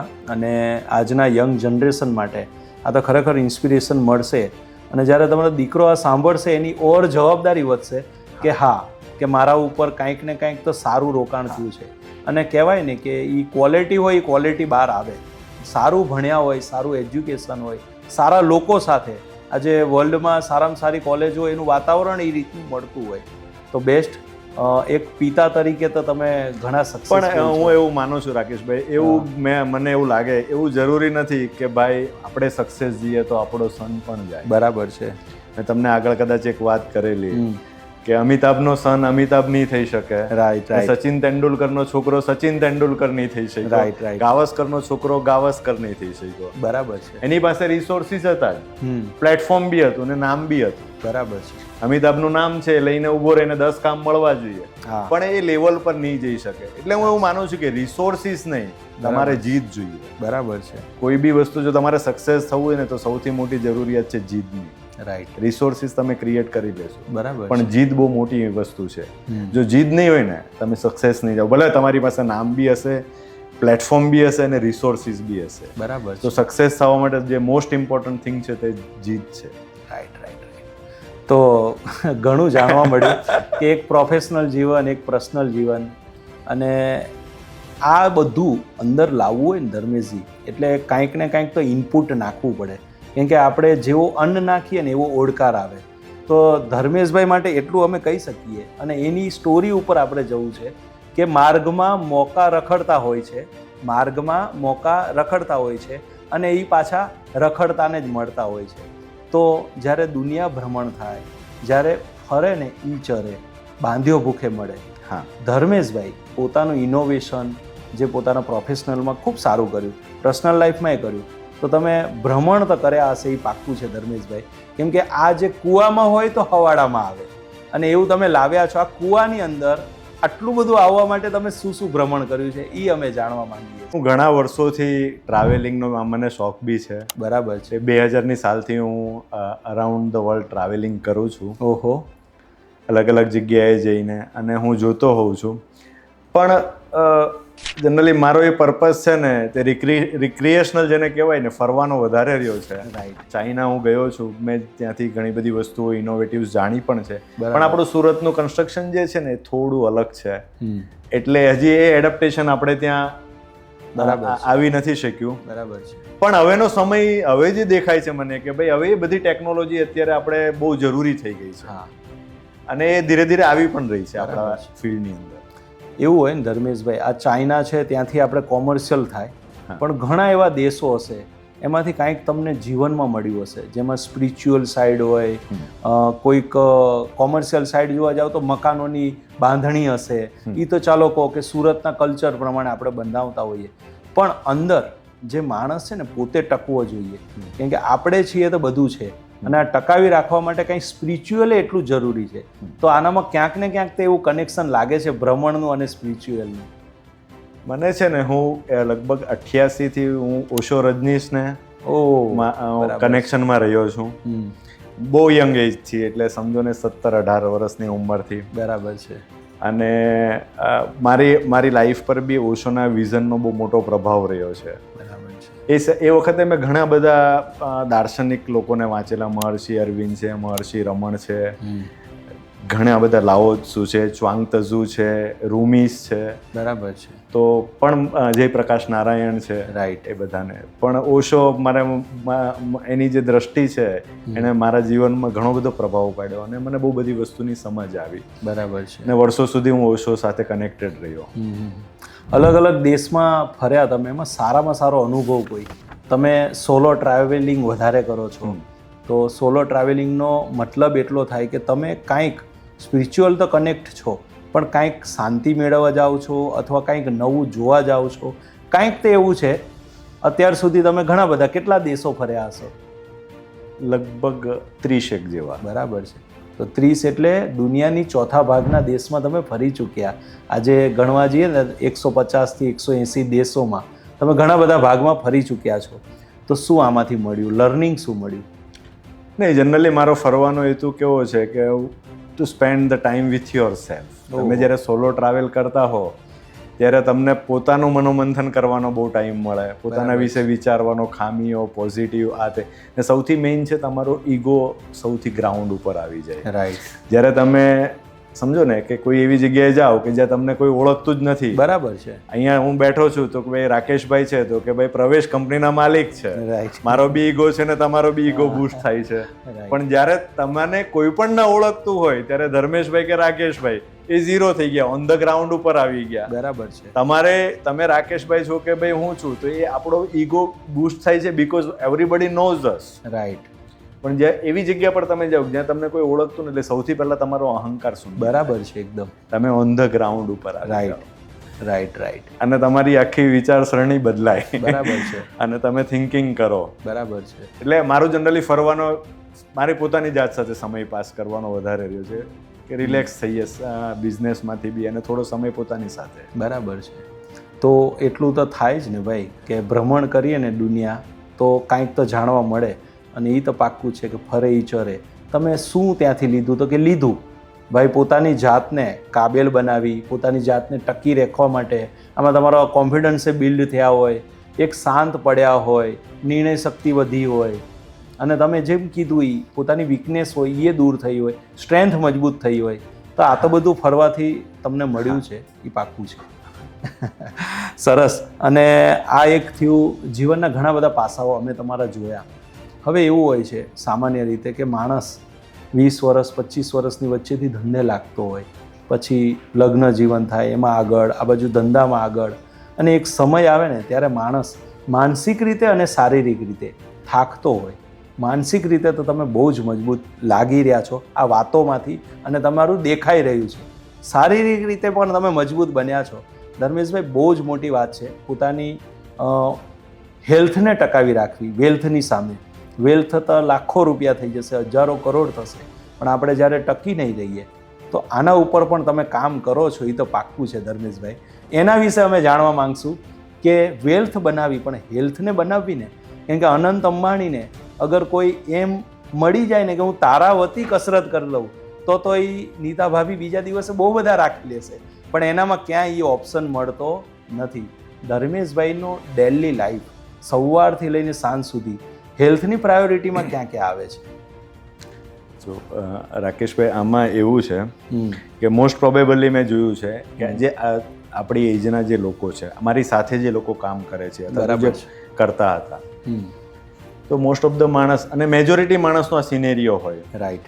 કે 40-45 વર્ષની ઉંમરે 20-25 વર્ષ કામ કર્યા પછી એ પૈસા તો કમાઈ લે. બરાબર છે. પણ એક એવી વસ્તુ ગુમાવી દે કે જે ઇરિવર્સેબલ હોય, એની હેલ્થ જતી રહી. બરાબર છે.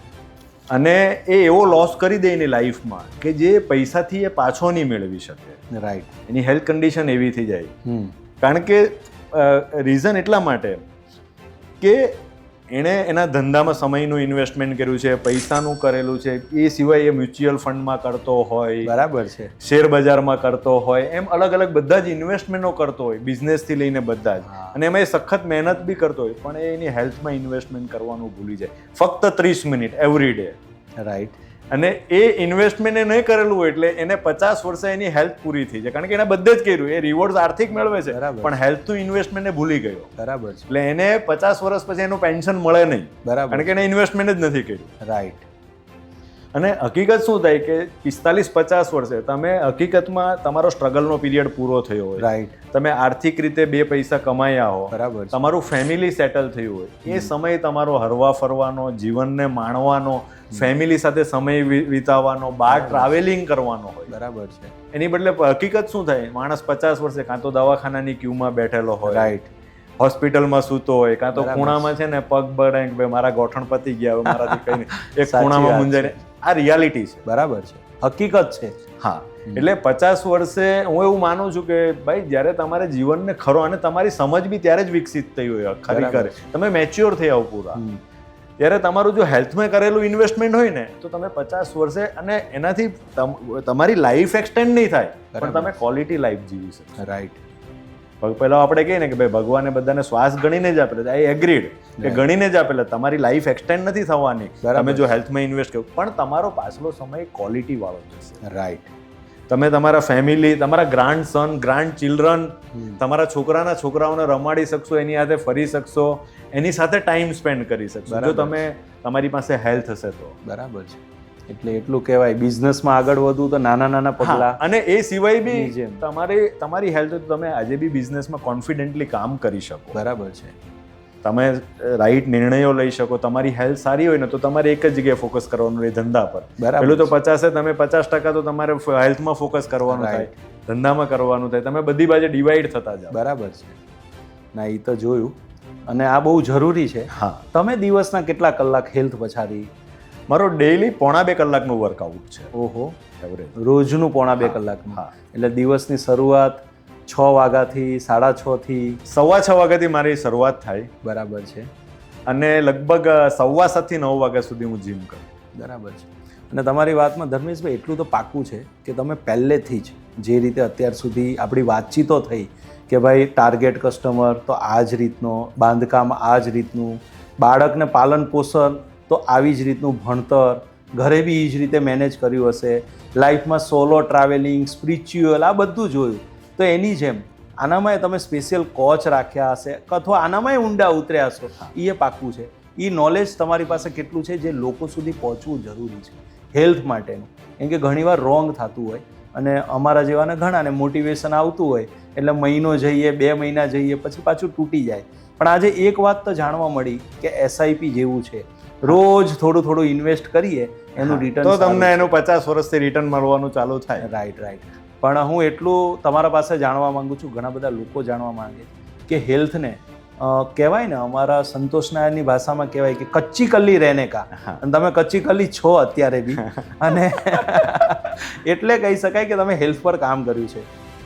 વૈજ્ઞાનિક ભાષામાં આપણે વાત કરીએ તો તમે હેલ્થને કઈ રીતે સવારથી સાંજ સુધી, કસરત તો તમે કીધું કે 1.5 કલાક એટલું જરૂરી છે ને. હવે અન્ન એવો ઓડકાર, તો એનામાં તમે કઈ રીતે ડિસિપ્લિનથી ડાયટ મેનેજ કરો છો, અથવા કોઈ ડાયટિશિયન રાખ્યા છે, અથવા કોઈ બુકથી ઇન્સ્પાયર થયા હોય, અથવા કોઈ સર્વે હોય? નહીં, જનરલી મારે કેવું છે કે મારે ટ્રેનર છે, રાઈટ, જે મને જીમમાં હેલ્પ કરે છે, મારું શેડ્યુલ ને બધું જ બનાવે. રાઈટ. એ સિવાય ફૂડ જે છે ને એ ટોટલી હું પોતે ડિસાઈડ કરું છું. પણ ફૂડમાં મારો સૌથી બેઝિક પ્રિન્સિપલ એ છે કે ક્લીન ફૂડ ખાવું. રાઈટ. કે તમે જે ખાવ ને એનું જ તમારું બોડી બને. બરાબર. તમે સવારે ઉઠીને ખમણ ખાઓ, ભેળ ખાઓ, ભજીયા ખાઓ તો તમારું બોડી એની એકોર્ડિંગલી બનવાનું. રાઈટ. તમે પનીર ખાઓ, સ્પ્રાઉટ ખાઓ, દહીં ખાઓ, દૂધ ખાઓ, બરાબર છે, સીડ્સ બધા ખાઓ, નટ્સ ખાઓ. બરાબર છે. તો સૌથી મોસ્ટ પહેલા તો ઇમ્પોર્ટન્ટ છે ફૂડ, કે રાઈટ, તમે તમારા પેટમાં શું નાખો છો. બરાબર. કારણ કે તમારું બોડી એમાંથી જ ગ્રો થવાનું છે, ન્યુટ્રિશન બી એમાંથી જ લેવાના છે. બરાબર. જે સૌથી વર્સ્ટ સિનેરિયો આપણો કેવો છે કે આપણે ફૂડ ખાતા વખતે સૌથી પહેલા આપણને એ વિચાર નથી આવતો કે આમાં ન્યુટ્રિશનલ વેલ્યુ શું છે, બરાબર, આમાં ન્યુટ્રિશન શું છે. મને એવું લાગે કે તમારી પર જ્યારે તમારી પાસે ફૂડ આવે કે ડીશ આવે ને ફૂડની, તો તમારે પહેલા એ વિચારવું જોઈએ કે ભાઈ આમાં ન્યુટ્રિશન શું છે. બરાબર છે, કેટલી કેલેરી છે. હા, કેલરી અને ન્યુટ્રિશન, વિટામિન્સ અને મિનરલ્સ, જે મોસ્ટ ઇમ્પોર્ટન્ટ છે, જે આપણે કોઈ દિવસ વિચારતા જ નથી. તો આના માટે સ્પેશિયલ ક્લાસ લીધા કે સર્વે? ના, મેં ગૂગલ્સ પર, રાકેશભાઈ, અત્યારે બધી ગૂગલ પર વસ્તુ અવેલેબલ છે, તમે સ્ટડી કરો, it is on your finger tip. બરાબર છે. કે શું ખાવું ને નહીં શું ખાવું તે તમને બધું જ અવેલેબલ છે ગૂગલ ઉપર, એને તમે એને એકોર્ડિંગલી ડિસિઝન લઈ શકો. બરાબર છે. એટ ધ એન્ડ તમારે નક્કી કરવાનું છે કે તમારે શું ખાવું ને. ધર્મેશભાઈનો મીલ કેટલા ટાઈમ થાય છે દિવસમાં, એ અમને જાણવું છે. હું જનરલી 2 ટાઈમ જમું છું. Okay. એક મારું બપોરે 12 વાગે અને સાંજે 6 વાગે. બરાબર છે. કારણ કે આમાં પણ એક જે મિસ્ટેક છે ને, જનરલી આપણે we are not made for the 24 hour eating. રાઈટ. વાઇલ્ડનું એક પણ એનિમલ 24 કલાક નથી ખાતું. બરાબર છે. આપણે સવારે ઉઠીએ એટલે નાસ્તો, 2 કલાક પછી ચા, આપણે હેબિટ પાડી દીધી અને આપણું માઇન્ડ એક ક્રેવિંગ સ્ટેજમાં છે કે 2-3 કલાક એને કંઈ ને કંઈ ખાવા જોઈએ. બરાબર છે. જ્યારે actually we are not made for that. પણ તમારે એ હેબિટ, એ આપણી સોસાયટીની હેબિટ છે એટલે આપણે બધાને જ એ હેબિટ પડી ગઈ છે. પણ તમારે એ હેબિટમાંથી બહાર નીકળીને તમારે 2 ટાઈમ જમવું, રાઈટ ફૂડ જમવું. કારણ કે જ્યારે તમે ઓછું ખાઓ અથવા તો 2 ટાઈમ જમતા હો ત્યારે તમારે તેને ન્યુટ્રિશન વેલ્યુ પર વધારે ફોકસ કરવું. બરાબર છે. તો 2 ટાઈમથી વધારે મને એવું લાગે કે આપણે જરૂરિયાત જ નથી જમવા. રાઈટ. અને હું તમારી પાસે એટલું જાણી શકું છું, થોડું આપણી વાતચીતો પહેલાં થઈ હતી, મળ્યા હતા, અને હું પણ એ રસ્તા ઉપર છું. વોટર ફાસ્ટિંગ તમે કરી રહ્યા છો, એની થોડી તમે તમારા જીવનમાં એ ફાસ્ટિંગ કઈ રીતે અપનાવો છો? ફાસ્ટિંગ છે ને એકચ્યુઅલી એ આપણું બીઇંગ છે, આપણો નેચર છે, સૌથી પહેલાં તો કહું. રાઈટ. પણ આપણી જે સામાજિક ઢાંચો બન્યો ને, જ્યારે સ્ટોન એજમાં હતા ને આપણે, ત્યારે આપણી પાસે ફૂડ 24 hour અવેલેબલ નહોતું. આપણે ટોળામાં રહેતા હતા, આપણે શિકાર કરતા હતા. બરાબર. અને આપણે ખાતા હતા. બરાબર. એ આપણો સિનેરિયો હતો. જ્યારે આપણને ફૂડ મળ્યો આપણે ભરપેટ ખાઈ લીધું. બરાબર. પછી 2 દિવસ પાછું ન પણ મળે. હા. તો આપણું જે બેઝિક ડીએનએ ને ઇન્સ્ટિંક્ટ છે ને, એ ફૂડ ખાવું પ્લસ ફાસ્ટિંગ, ફૂડ ખાવું પ્લસ ફાસ્ટિંગ. બરાબર છે. પણ જેવું આપણે કલ્ટિવેશન શરૂ કર્યું, ખેતીવાડી, રાઈટ, એટલે અનાજ ઉગાડવાનું જ્યારથી શરૂ કર્યું, પછી ધીરે ધીરે સ્ટોરેજ આવ્યા અને અત્યારે તો પેકિંગ વાળા ફૂડ આવી ગયા. રાઈટ. એટલે જે મોસ્ટ પ્રોબેબલી પ્રોબ્લેમ શરૂ થયો ને જ્યારથી ફ્રીઝ આવ્યો, સ્ટોરેજ, કે 24 કલાક તમારી પાસે ફૂડ પ્રિઝર્વ. હમણાં સુધી આપણા ગામડાઓમાં 2 કે 3 વાર જ સવારે નાસ્તો, બપોરને સાંજે 7:30 વાગ્યા પછી કઈ નહીં. 8 બરાબર છે. સૌરાષ્ટ્રમાં સાચી કે સ્ટોરેજ નહોતું ને પેકિંગ વાળા ફૂડ બી નહોતા. બરાબર. જે બનાવવાનું હોય તે ખાવાનું, 8 વાગ્યા પછી પૂરું થઈ ગયું. બરાબર છે. સુઈ જવાનું. રાઈટ.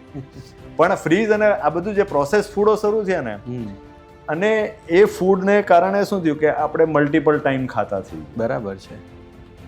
તો આપણું જે ઇન્સ્ટિંક્ટ હતું ને બેઝિક, એ ફાસ્ટિંગ આપણા માઇન્ડમાંથી જ નીકળી ગયું કે આપણું બેઝિક ઇન્સ્ટિંક્ટ છે, આપણે આ કરવું જોઈએ. બરાબર. અને આજે બી તમે રિલિજિયસ ફાસ્ટિંગ જે થાય છે ને, એમાં લોકો વધારે વર્સ્ટ ફૂડ ખાય. રાઈટ.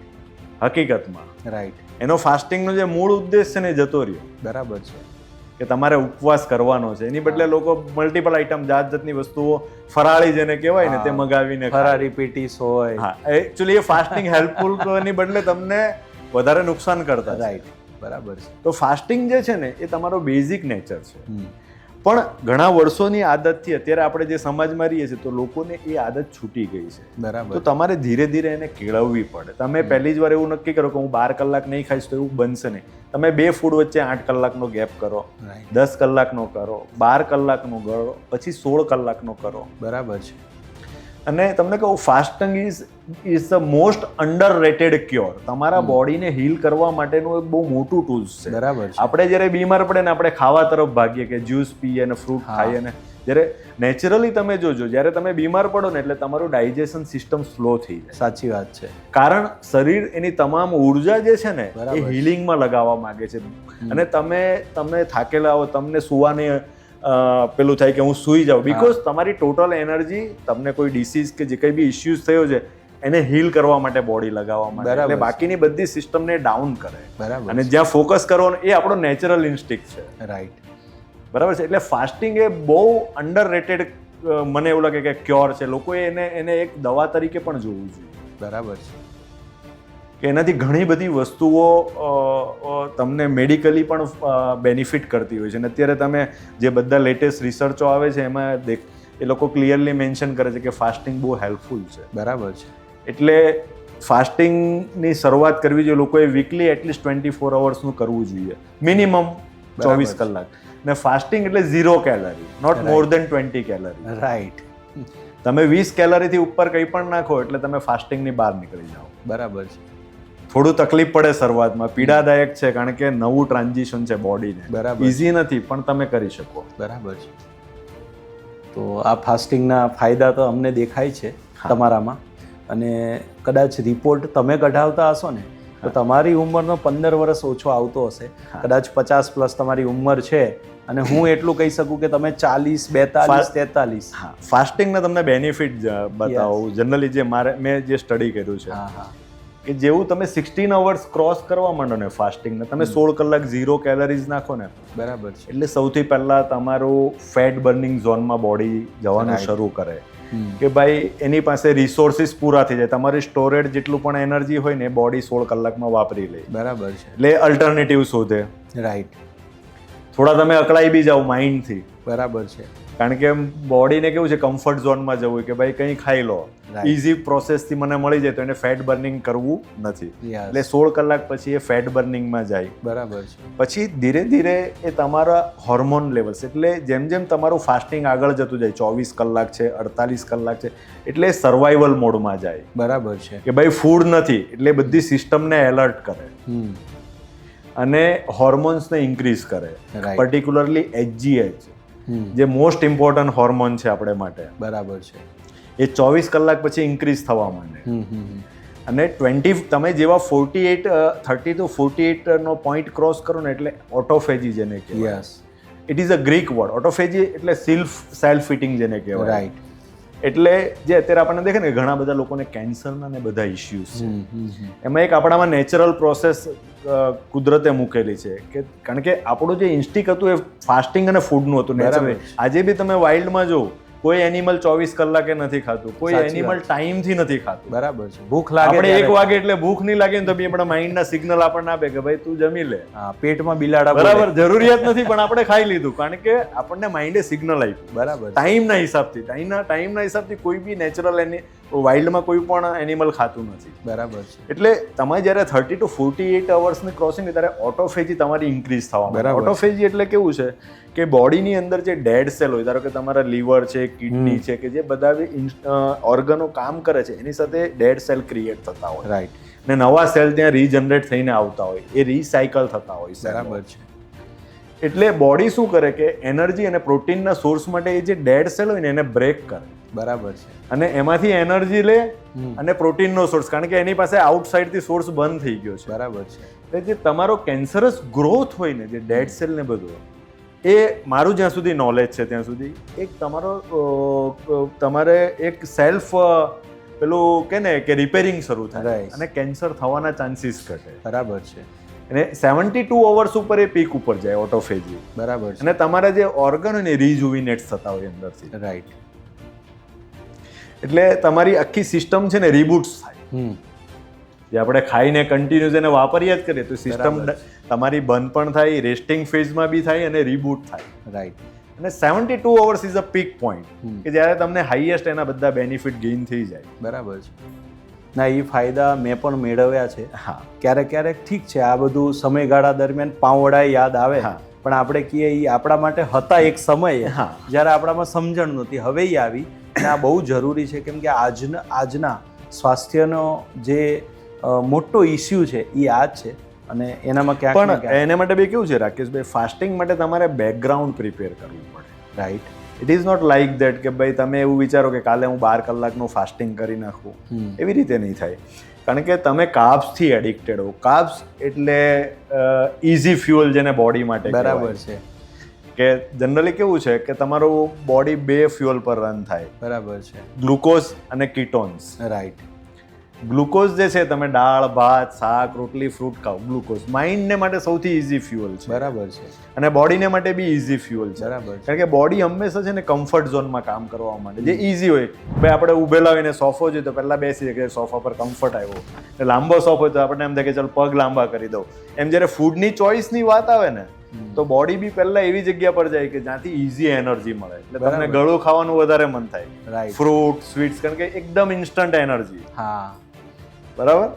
તો તમારે કેવું થાય કે કાર્બ્સ પર આપણે બધા ડિપેન્ડ છીએ. બરાબર છે. અને it is a worst addiction. Carbs એ બહુ એડિક્ટેડ છે, પણ આપણને ખબર નથી પડતી. બરાબર છે. તમે ખાલી 2 દિવસ પનીર ખાજો ને રોટલી ભાત બંધ કરી દેજો, તમે અકળાઈ જશો. કારણ કે તમે ઇઝી ફ્યુઅલથી એડિક્ટેડ છો. બરાબર છે. એટલે તમારે જ્યારે ફાસ્ટિંગની શરૂઆત કરી ને તો ધીમે ધીમે કાર્બ્સ ઘટાડતા જવા પડે. બરાબર. અને એની બદલે તમારે થોડા ફેટ અને પ્રોટીન બેઝ ઇનપુટ નાખતો જવો પડે. એટલે રોટલી, ભાત, સુગર અને જે પણ હાઈ ગ્લાયસેમિક ઇન્ડેક્સ વાળું ફૂડ હોય ને એને ઓછું કરતા જવું. પનીર, દહીં, દૂધ, પછી બધા નટ્સ, સીડ્સ એને ફૂડમાં નાખી ને એડ કરતા જવા પડે અને ધીરે ધીરે કાર્બ્સમાં ને ઓછા કરતા જવા પડે. બરાબર તો છે. તમારું બોડી કેવું છે કે કાર્બ્સની બદલે ફેટ બર્નિંગ ઉપર જાય અને જ્યારે ફેટ બંધ થાય ને ત્યારે કીટોન નો ફ્યુઅલ તમારું બોડી યુઝ કરવા માટે, પણ એ ટ્રાન્ઝિશન બહુ ડિફિકલ્ટ હોય. બરાબર છે. તો તમારે પહેલા બેકગ્રાઉન્ડ બનાવવું પડે કે ભાઈ આજે 4 રોટલી ખાવ તો 2 રોટલી ખાઈશ ને બાકી પનીર એડ કરા, બાકી દહીં, એમ પછી 1 રોટલી, એમ કરીને કાર્બ્સમાંથી નીકળીને ધીરે ધીરે તમારે પ્રોટીન બેઝ અને તમારા કીટોનને ઇન્ક્રીઝ કરે ને એ બેઝના ફૂડ પર તમે જવું જોઈએ. તમને કહું કે ફાસ્ટિંગનો જ્યારે તમારો બોડી કીટોન્સ પર આવી જાય ને, it is a steady fuel જેને ફેટ બર્નિંગથી ક્રિએટ થાય. બરાબર છે. તો ધ મોસ્ટ અમેઝિંગ થિંગ્સ તમને કહું કે તમે 3 દિવસ નહીં જમો પણ તમને ભૂખ નહીં લાગે. તમારામાં એનર્જી એટલી ને એટલી રહેશે. Right right. બીકોઝ તમારું બોડી સ્વિચ ઓવર થઈ ગયું કીટોન્સ પર, જે વાઇલ્ડમાં બધા એનિમલો કરે છે. બરાબર છે. એની પાસે ફૂડ નથી તો એ કીટોન્સ પર એનું બોડી રન થાય છે. તમને એમાં ઓબેસિટી જોવા નથી મળતી. રાઈટ. બરાબર છે. તો જ્યારે તમારું બોડી કીટોન્સનું એડેપ્ટેડ થઈ જાય ને તો ઇટ્સ અમેઝિંગ થાય કે, અને બીજું તમારું મૂડ પણ એકદમ જેને કહે ને કે ઇલેવેટ્સ નહીં રહે, સ્ટેડી મૂડ રહે. કારણ કે તમે કાર્બ્સ ને બધું ખાઓ ને એટલે ખાવ એટલે તમને મજા આવી જાય. પાછું જેવો કાર્બ્સ લો થાય એટલે તમે ડલ થાવ, એગ્રેસિવ થાવ, કોઈની પર ગુસ્સો કરો. જ્યારે તમારો બોડી કીટોન્સ પર રહે ને કોન્સ્ટન્ટ ફ્લો આવે. બરાબર છે. તો તમારો મૂડ સ્થિર રહે, તમારું વિઝન 4K થઈ જાય, તમારું કોગ્નિટિવ ફંક્શન રાઈટ થઈ જાય બ્રેઇનનું. બરાબર છે. તો એટલે જે આખો કહેવાનો હેતુ એવો છે કે ભાઈ તમારે કાર્બ્સમાંથી ઓછું કાર્બ્સ કરીને ધીરે ધીરે ફાસ્ટિંગના માટેનું બેકગ્રાઉન્ડ તૈયાર કરવું પડે. અને પછી તમારે ફાસ્ટિંગ, જો પ્રોલોંગેડ ફાસ્ટિંગ કરવાનું જેને 2-3 દિવસ, તો તમારે એમાં જવું જોઈએ. અને એને માટે જરૂર પડે તો તમે બ્લેક કોફી કે હાઈ કેફીન જેમાં હોય એવું કોઈ પણ પીણું, ગ્રીન ટી છે કે તમે લઈ શકો, કારણ કે એમાં કેલરીઝ 0 હોય. રાઈટ. બટ તમને એ ફાસ્ટિંગમાં સસ્ટેન થવા માટે હેલ્પ કરે. Right right. બરાબર છે. અને એ હું પણ અનુભવ કરું છું. અને મારા બોડીમાંથી 10 થી 12 કિલો 15 કિલો ઘટાડ્યું. એટલે આના ફાયદા ઘણા છે. હૃદય રોગ આજે મોટા ભાગના આવતા હોય તો આનામાં નળી ક્યાંક ને ક્યાંક બ્લોક હોય, એ ખુલ્લી થતી હોય. હા, તમારા બોડીમાં જ્યારે ફેટ બર્નિંગ વધી જાય ત્યારે જ્યાં પણ ફેટ છે ત્યાંથી બધેથી બોડી ફેટને કીટોન્સમાં એટલે એનર્જીમાં કન્વર્ટ કરે. રાઈટ. તો ઘણા બધા. પણ ફાસ્ટિંગની સાથે બી તમને કહું રાકેશભાઈ, જે મોસ્ટ ઇમ્પોર્ટન્ટ છે તે બોડી ઉપર mechanical trace. Fasting is a biological trace. Right. તમારા અને મિકેનિકલ ટ્રેસ બી એટલો જ જરૂરી છે. કારણ કે તમે આખી સિચ્યુએશન જોવો તો આપણે કમ્ફર્ટ ઝોનમાં ઘૂસી ગયા. એકચ્યુઅલી આપણું બોડી કમ્ફર્ટ માટે આપણે ઘરે એસી, ગાડીમાં એસી, ઓફિસમાં એસી. બરાબર. જ્યારે તમે આખી નેચરલ પ્રોસેસ કેવી છે, તમે વાઇલ્ડમાં જોવો કે એનિમલને ભૂખ લાગે તો એ શિકાર કરે. શિકાર કરવા માટે સ્ટ્રગલ કરે, રન કરે, ક્લાઇમ્બ કરે. બરાબર. અને એમાં એના બોડી ઉપર મિકેનિકલ ટ્રેસ આવે, એના મસલ્સ વિયર એન્ડ ટીયર થાય. બરાબર. અને એના બોડી પર ટ્રેસ આવે, એનો હાર્ટ બીટ્સ હાઈ થઈ જાય, કારણ કે એને રન કરીને દોડવું પડે શિકાર માટે. આપણે કેવું થયું, બેઠું જ ફૂડ આવી. બરાબર છે. એકદમ કમ્ફર્ટ ઝોનમાં. જે મિકેનિકલ ટ્રેસ જે નેચરલી આપણે લેવાનો હતો એ નથી. બરાબર. એટલે તમારે બોડીને સ્ટ્રેન્થન રાખવા માટે બી મિકેનિકલ ટ્રેસ જરૂરી છે. જો તમે કમ્ફર્ટમાં આપણે જે રીતે અત્યારે ગાડી ટુ ગાડી છે તો જીમ એ આપણું મિકેનિકલ ટ્રેસ છે. બરાબર છે. ફાસ્ટિંગ એ આપણો બાયોલોજિકલ ટ્રેસ છે. બરાબર છે. તો બંને બોડીને સ્ટ્રેન્થન કરવા માટે જરૂરી છે. રાઈટ. તમે ખાલી ફાસ્ટિંગ કરો તે બી નહીં ચાલે. તમારે બોડીને mechanical stress whatever it may be, તમે ખાલી વોક કરવા બી જઈ શકો. બરાબર છે. It is also mechanical. એ તમને સ્ટ્રેન્થન કરે તમારા બોડી, મસલ્સ બનાવવા. પણ તમે કમ્ફર્ટ ઝોનમાં ને કમ્ફર્ટ ઝોનમાં રહો એટલે તમારા મસલ્સ વીક અને વીક જ થતા જાય. 45-50 વર્ષે તમને બેક પેઇન, જોઈન્ટ્સના પેઇન, કારણ કે તમે એ મસલ્સને સ્ટ્રેન્થન થવા માટેની જે નેચરલ પ્રોસેસ હતી બરાબર એમાં તમે ગયા જ નથી અને નેચરલમાં નથી જઈ શક્યા. તો તમારે મિકેનિકલ, એટલે ધારો કે જીમ કે કંઈ પણ કરીને એને સ્ટ્રેન્થન રાખવાના હતા લોંગ ટર્મ ચલાવવામાં. બરાબર છે. બરાબર છે. એ આપણે નહીં રાખીએ. એટલે જ્યાં સુધી તમે યંગ હો, તમારું બોડી સારું હોય ત્યાં સુધી બધાનું પરફોર્મન્સ રહે. પણ જેવી તમારું એજિંગ થાય ને એટલે એનું પરફોર્મન્સ જતું રહે. એટલે એટલું તો કહી શકાય ધર્મેશભાઈ કે બધા કહેતા હોય ને 50 થયા તો પૂરા, તમારા એક્ઝેક્ટ અડધે જ પહોંચ્યા છે એવું બોડી બનાવી દીધું છે. ને ભગવાન એવા જ લોકોને સહાય કરતા હોય કે ભાઈ તથાસ્તુ, અને ખરેખર તથાસ્તુ થાય. તો હું મારા જીવનના 23 વર્ષથી દરવાજાના ધંધામાં છીએ, ઘણા બધા આપણા બિલ્ડર્સ મિત્રોને આપ્યા હોય, પણ હું સાચું કહું દિલથી કે આજે પહેલાં એવા એક વ્યક્તિને મેં જોયા કે જેને 0થી હીરો સુધીની સફળ એ તો બનાવી છે, પણ એને વર્ટિકલ એંગલમાં કામ કર્યું છે જે મનુષ્યને કરવા જોઈએ, જેમાં હેલ્થ આવી ગયું, ફેમિલી આવી ગયું, પાર્ટનરો સાથે આવી ગયું, સોસાયટીનું આવી ગયું અને પ્રોફેશનલ જીવન આવી ગયું. તમે વર્ટિકલ કર્યું છે. વાંચન એ ક્યાંક ને ક્યાંક તમારી અંદર છે. કાંઈક તો એવું સજેશન આપો. વાંચન આજે ક્યાંક ને ક્યાંક ખૂટી રહ્યું છે અને જે વાંચે છે એ અપગ્રેડ થાય છે. તમે એવી શું બુકો વાંચી છે, એવી કઈ બુકો જે તમારા લાઈફને ઇન્સ્પિરેશન આપીને ગઈ?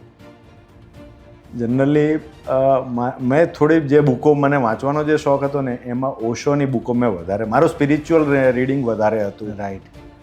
એટલે મેં જે બુકો વાંચી છે એમાં વધારે, મારી પોતાની એક નાની લાઇબ્રેરી પણ છે ઘરે. ઓહો, સુપર. એટલે મને થોડું અલગ અલગ રિલિજનનો સ્ટડી કરવાનો શોખ હતો, એટલે મારું વાંચન થોડું સ્પિરિચ્યુઅલ વધારે રહ્યું છે. બરાબર છે. અને સ્પિરિચ્યુઅલ રહેવાનો ફાયદો તો ઘણા બધા લોકોને રીલ્સથી ખબર પડવાની છે, પણ તમારા જીવન એમાં એનું એક કારણ છે રાકેશભાઈ, કે તમારી પાસે આઉટર લક્ઝરી હોય, મકાન હોય, ઘર હોય, ફેમિલી હોય, વાહન કે જે પણ હોય, બરાબર છે, ઇનર લક્ઝરી પણ એટલી જ જરૂરી છે. સાચી વાત. આનંદ, બ્લિસફુલનેસ, શાંતિ.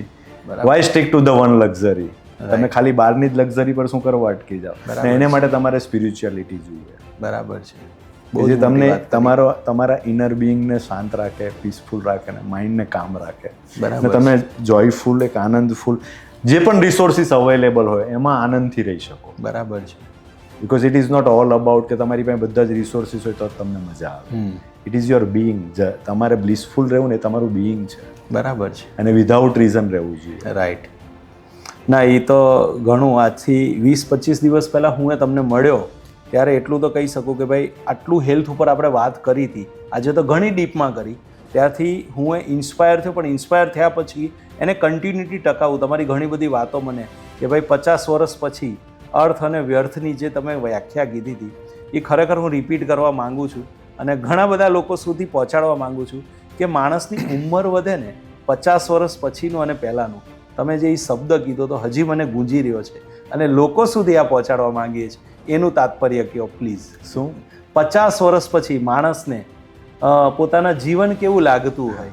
એકચ્યુઅલી કેવું થાય રાકેશભાઈ, તમને 50 વર્ષ સુધી તો મને એવું લાગે કે તમે બધું શીખવામાં જ જતા હોય, તમારી સમજ ડેવલપ થતી હોય. બરાબર છે. અને હકીકત 50 વર્ષે તમને એક એવી મેચ્યોરિટી આવે કે જ્યારે તમને ચીજોની વ્યર્થતા દેખાય, વસ્તુઓની. બરાબર. જ્યારે હું 35 વર્ષ હતો ને ત્યારે આજે મને એવું થાય કે એ કામ મેં ખોટા કરેલા, જેની મારે મેં ફાલતુમાં સમય બગાડ્યો. એટલે તમારી જેમ મેચ્યોરિટીઝ વધે ને, એક અનુભવ આખો 50 વર્ષનો જ્યારે ભેગો થાય ને ત્યારે તમને ખબર પડે કે ખરું તમારા માટે શું છે ને શું નથી. બરાબર છે. ત્યાં સુધી આપણે જે કરતા હોય ને આપણને એવું જ લાગે કે ભાઈ આ રાઈટ જ છે, હું જે કરું તે બધું બરાબર છે. એ વસ્તુઓની વ્યર્થતા તમને એક મેચ્યોરિટી પર દેખાય. બરાબર કે જીવન માટે હકીકતમાં શું જરૂર. બરાબર છે. ક્યાં સમય કાઢવો હતો. હા, અને આપણે કાંઈ ખોટો બગાડ્યો. બરાબર. એટલે જ કહેવાય ને કે જો જીવનને સમજવું હોય, જો જીવનને સમજવું હોય તો પાછળ જુઓ, અને જો જીવનને માણવું હોય તો આગળ જુઓ. તો આ બહુ મોટી વાત છે અને તમારા માટે તો ભવિષ્ય બહુ ઉજળું પડ્યું છે. બહુ બધી હજી સોલો તમે ટ્રાવેલિંગ કરશો, ફેમિલી સાથે કરશો, કેમ કે તમે હિટ અને ફિટ બેવ છો અને આ લાગુ પડે છે. ધર્મેશભાઈ, બસ હવે એટલું તમારી પાસેથી લેવું છે અમને કાંઈક ને કાંઈક કે આજના યુવાનોને તમે શું કોઈક એવી વાત કહેવા માંગો છો? અને તમે તમારા જીવનમાં ઘણું બધું કર્યું. આ પ્રોડકાસ્ટ થશે પછી ઘણા બધા યુવાનોને તો શું, પણ જે 35-40 ઊભા હશે એને કાંક ને કાંક થશે કે હજી એ 10 વર્ષ છે, હજી 15 વર્ષ છે, આપણે કંઈક કરીએ. તમે શું મેસેજ આપવા માંગો છો યુવાનોને અથવા આજે જીવતા મનુષ્યને કે લાઈફમાં તમારે આ 2-4 વસ્તુ છે ને એની ઉપર તો ભાઈ ધ્યાન આપવું જ જોઈએ? સૌથી ઇમ્પોર્ટન્ટ છે એટલે યુવાનોને હેલ્થ. એને હેલ્થ અને એનું પોતાનું કેરિયર જે પોતાનું બિલ્ડ કરવાનું હોય એની પર એને પોતે સખત મહેનત કરવી જોઈએ. બરાબર. અને બંને ફેક્ટરને એને એટલા જ ફોકસ રાખીને એની પર કામ કરવું. બરાબર. કે જે બંને વસ્તુ એને લાઈફ લોંગ જરૂરી છે. બરાબર છે. કારણ કે આર્થિક રીતે બી સંપન્ન હોવું બી એટલું જ જરૂરી છે આજના સમય પ્રમાણે, અને હેલ્થ પણ એટલી જ જરૂરી છે. તો જ તમે બંને વસ્તુને માણી શકો. બરાબર છે. અધરવાઇઝ ખાલી હેલ્થ હશે તો બી જરૂરી નકામી છે, ને ખાલી વેલ્થ હશે તો બી નકામી છે. બરાબર છે. ના, સરસ. અને તમને આ જ્યારે પ્રોડકાસ્ટ થશે, અગર વેવાઈ નહીં મળ્યા હોય ને તો વેવાયોની લાઈન લાગશે એ પાક્કું છે. કેમ કે કોઈક એવી દીકરી જેને ઈચ્છા હોય કે મને કોઈક એવું જનરેશન મળે જેની પાસેથી હું શીખ લઉં અને ઓડિયો વિડીયો બેઉ મેચ થવા જોઈએ, એ તમારા થાય છે. ને બીજું મારું એક ખાસ યુવાનોને હું મારા મગજમાં હોય છે યસ કે તમારા પોર્ટફોલિયોમાં એક આઈટમ એવી હોવી જોઈએ જે પૈસાથી નહીં ખરીદાય. ક્યાં વાત છે. જેમાં હેલ્થ, મ્યુઝિક, સંગીત કે singing, it should be your achievement. તમારે બરાબર એ છે. અર્ન કરવી પડે. સુપર.